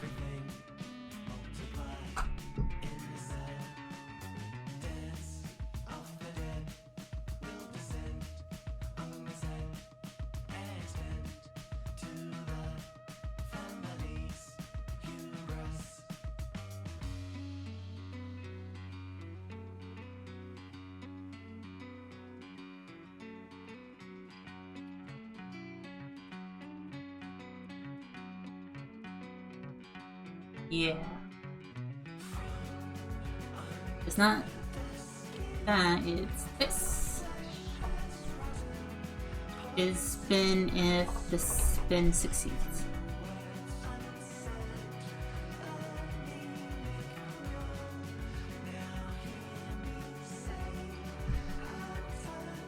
Alright.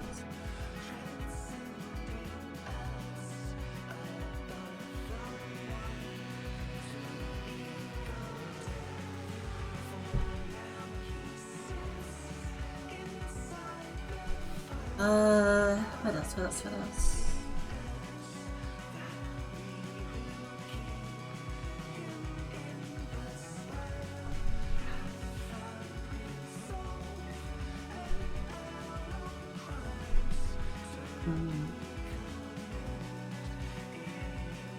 Digital lockdown resets and game speed.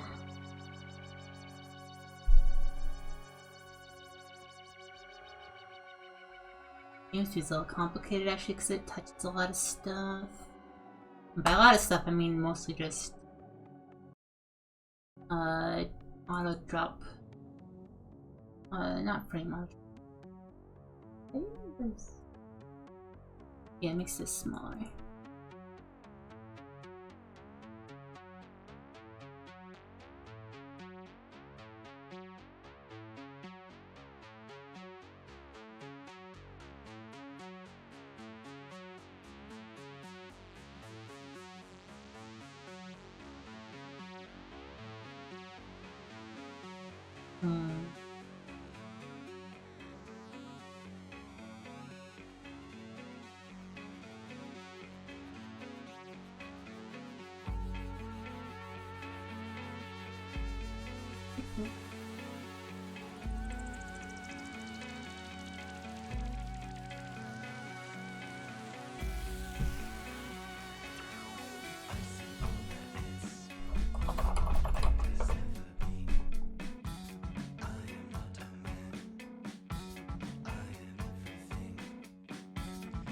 Start adding that.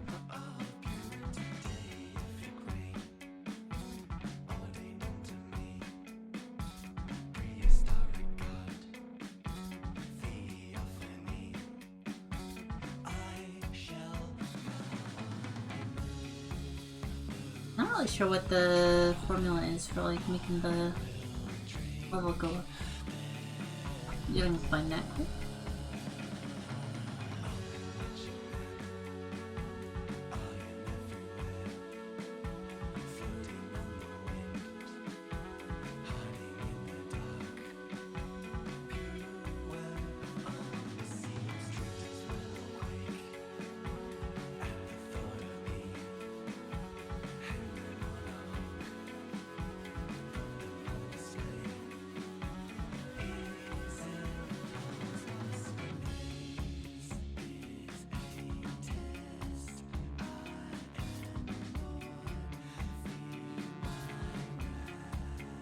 Oh, I just found the number for entry delay. It's supposed to be only 6.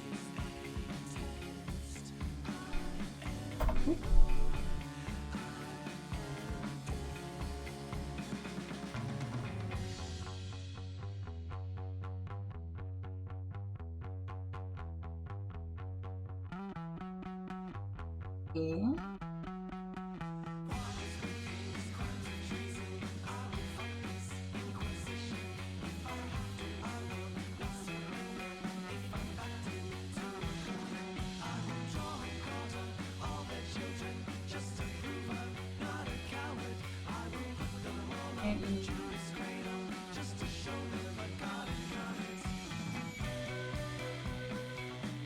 Game speed. Is it not part of guideline?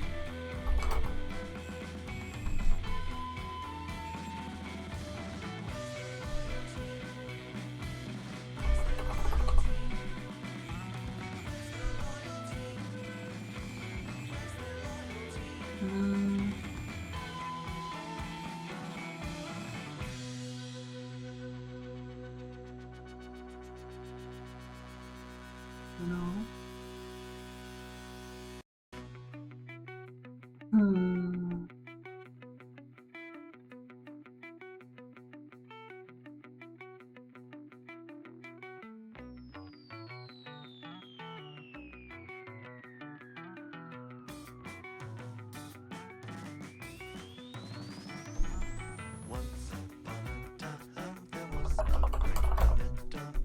Oh wait, gravity.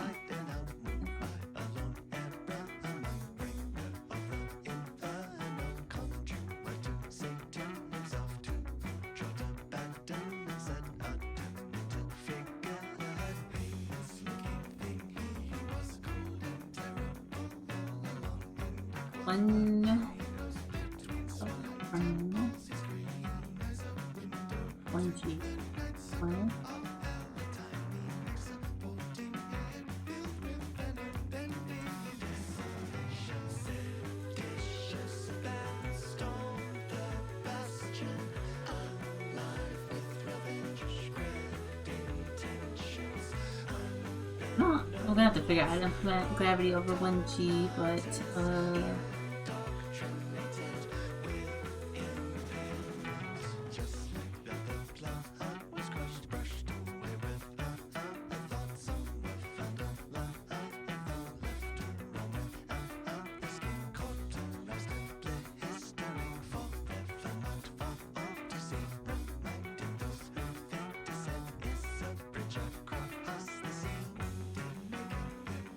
this doesn't have recommended values for other stuff though.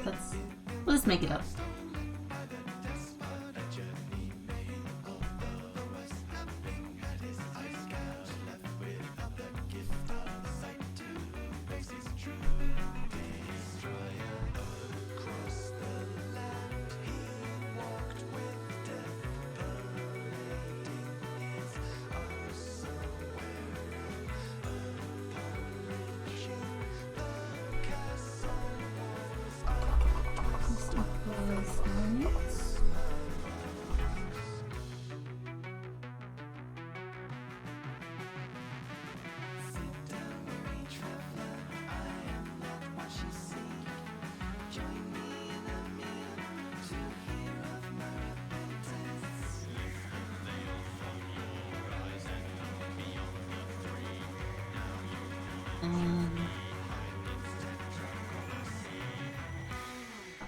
Yes.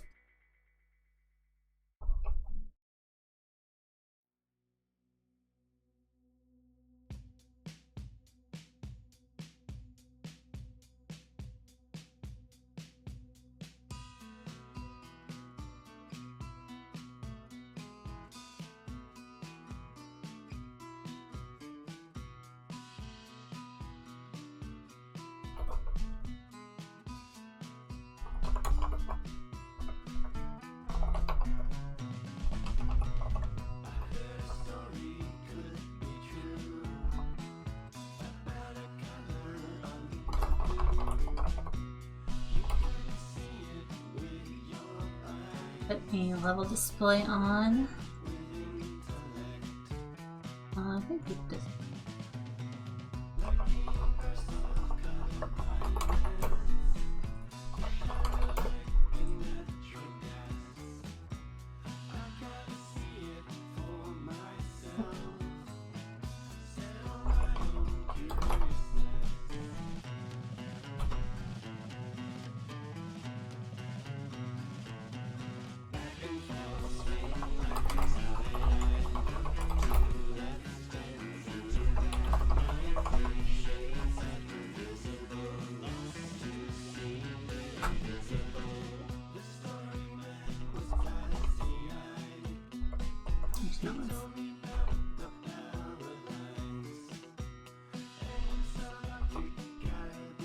Hello!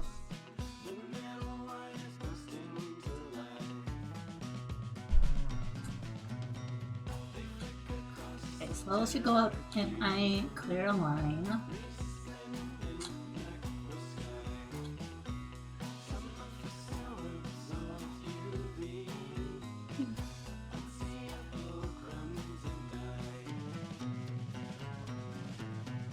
Keep doing that, it should get faster. Oh yeah. Why so much damn close to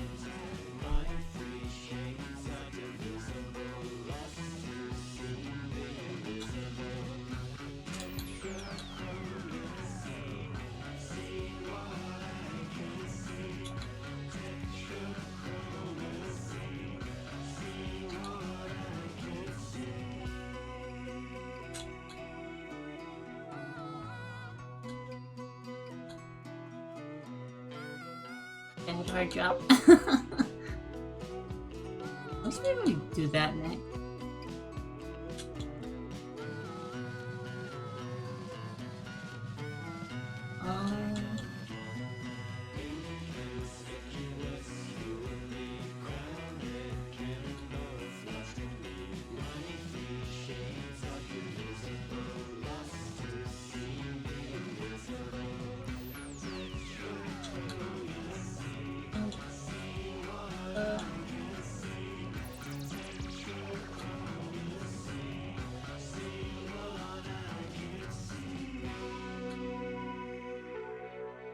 Spin.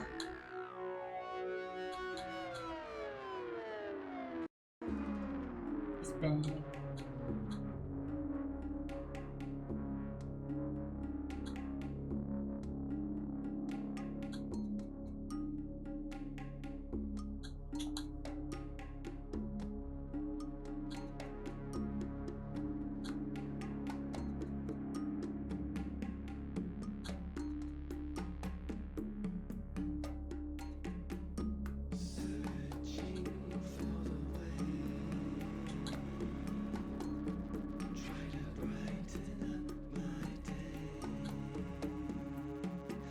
I'm having trouble telling if it's getting faster or not yet.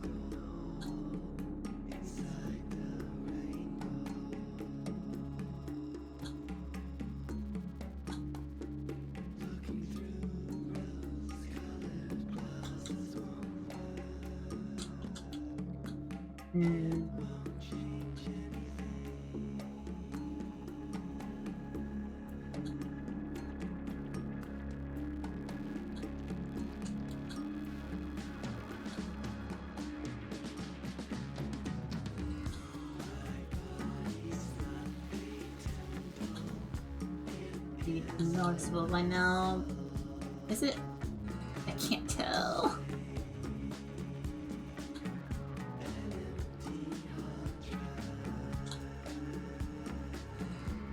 Oh, that's a little awkward.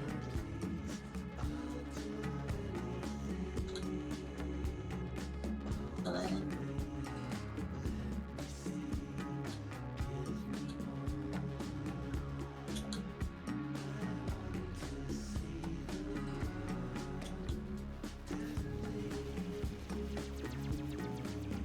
Okay, yeah, no, it's definitely faster.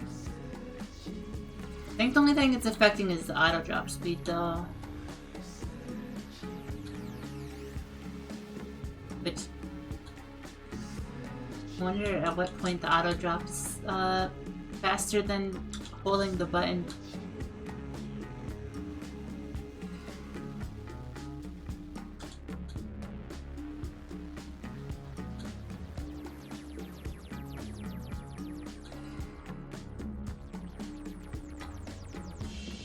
Holding the button is faster.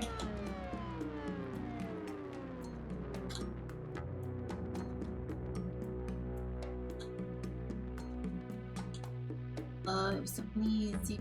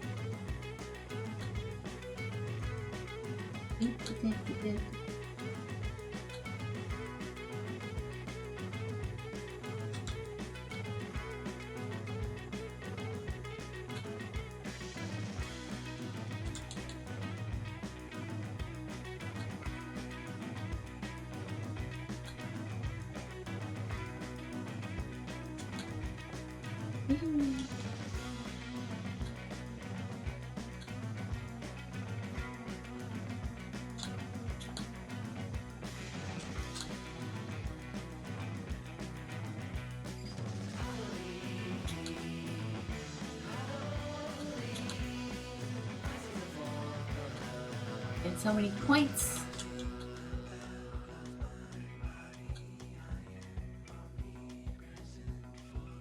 And that speed is dropping faster.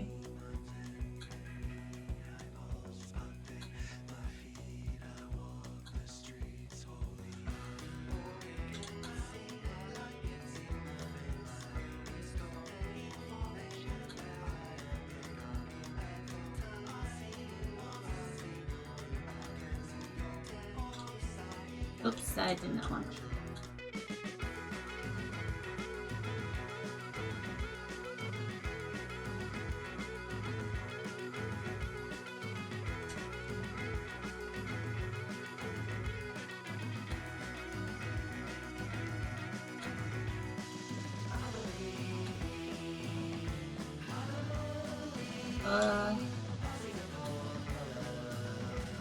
It's getting fast.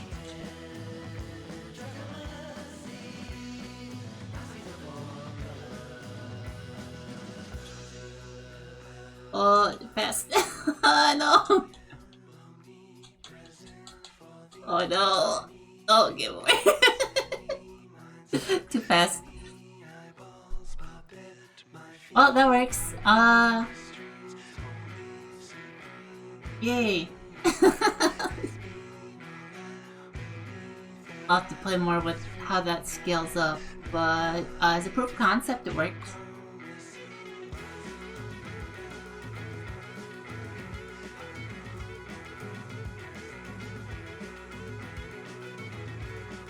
Awesome.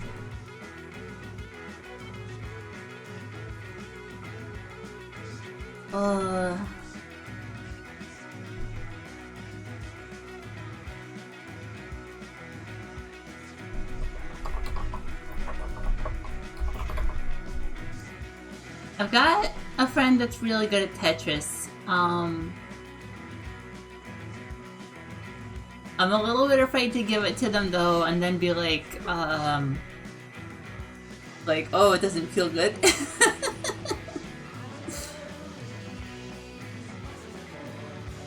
She's used to playing at Grandmaster levels, so.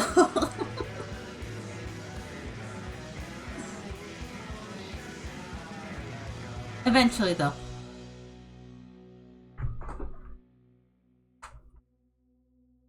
It's like I want to get it up, like, to a better state before I share it.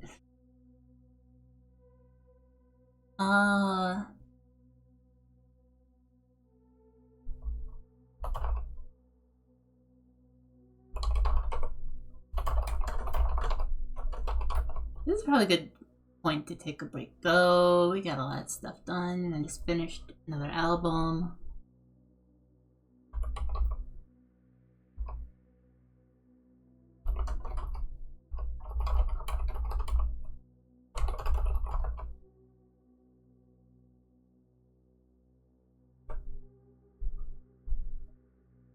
Yep.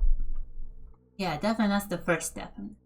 We're most of the way there on that. I do have a few more things I want to get implemented first, though, so that it feels more like a typical Tetris game.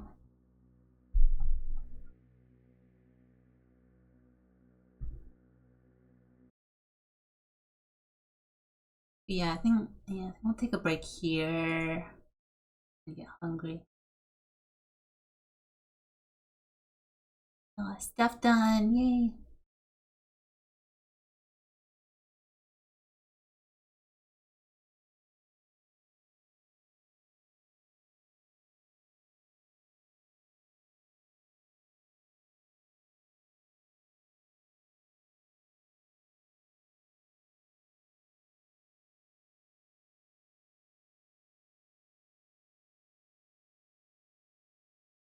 Oh,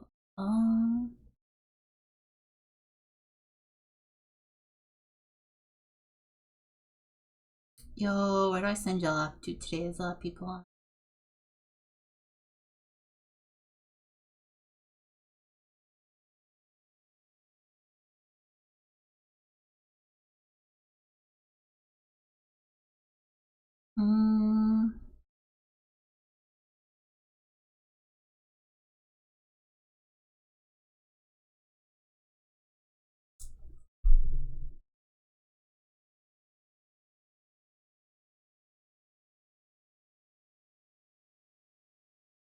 There's two streams I really want to watch. I'm not sure which one to send to.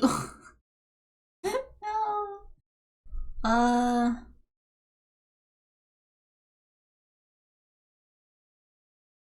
Y'all want to go watch Junie play Super Metroid Cursed or Mikan play Festive Link to the Past Randomizer?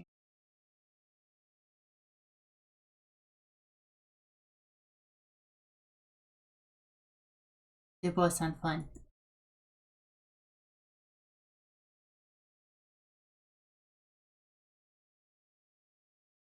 Partial toward Metroid? Okay then.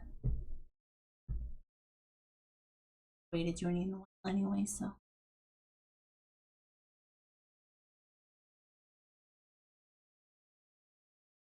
Thanks everyone for tuning in. Wasn't sure how silly game development stream was gonna go. But I'm glad some people hung out. Definitely well, not like definitely do this again, but like probably. We'll see how it goes. If nothing else, I'll keep you all posted if I do make progress on my own time. Anyway, bye bye. See you later. Have fun with whatever this cursed ROM hack is.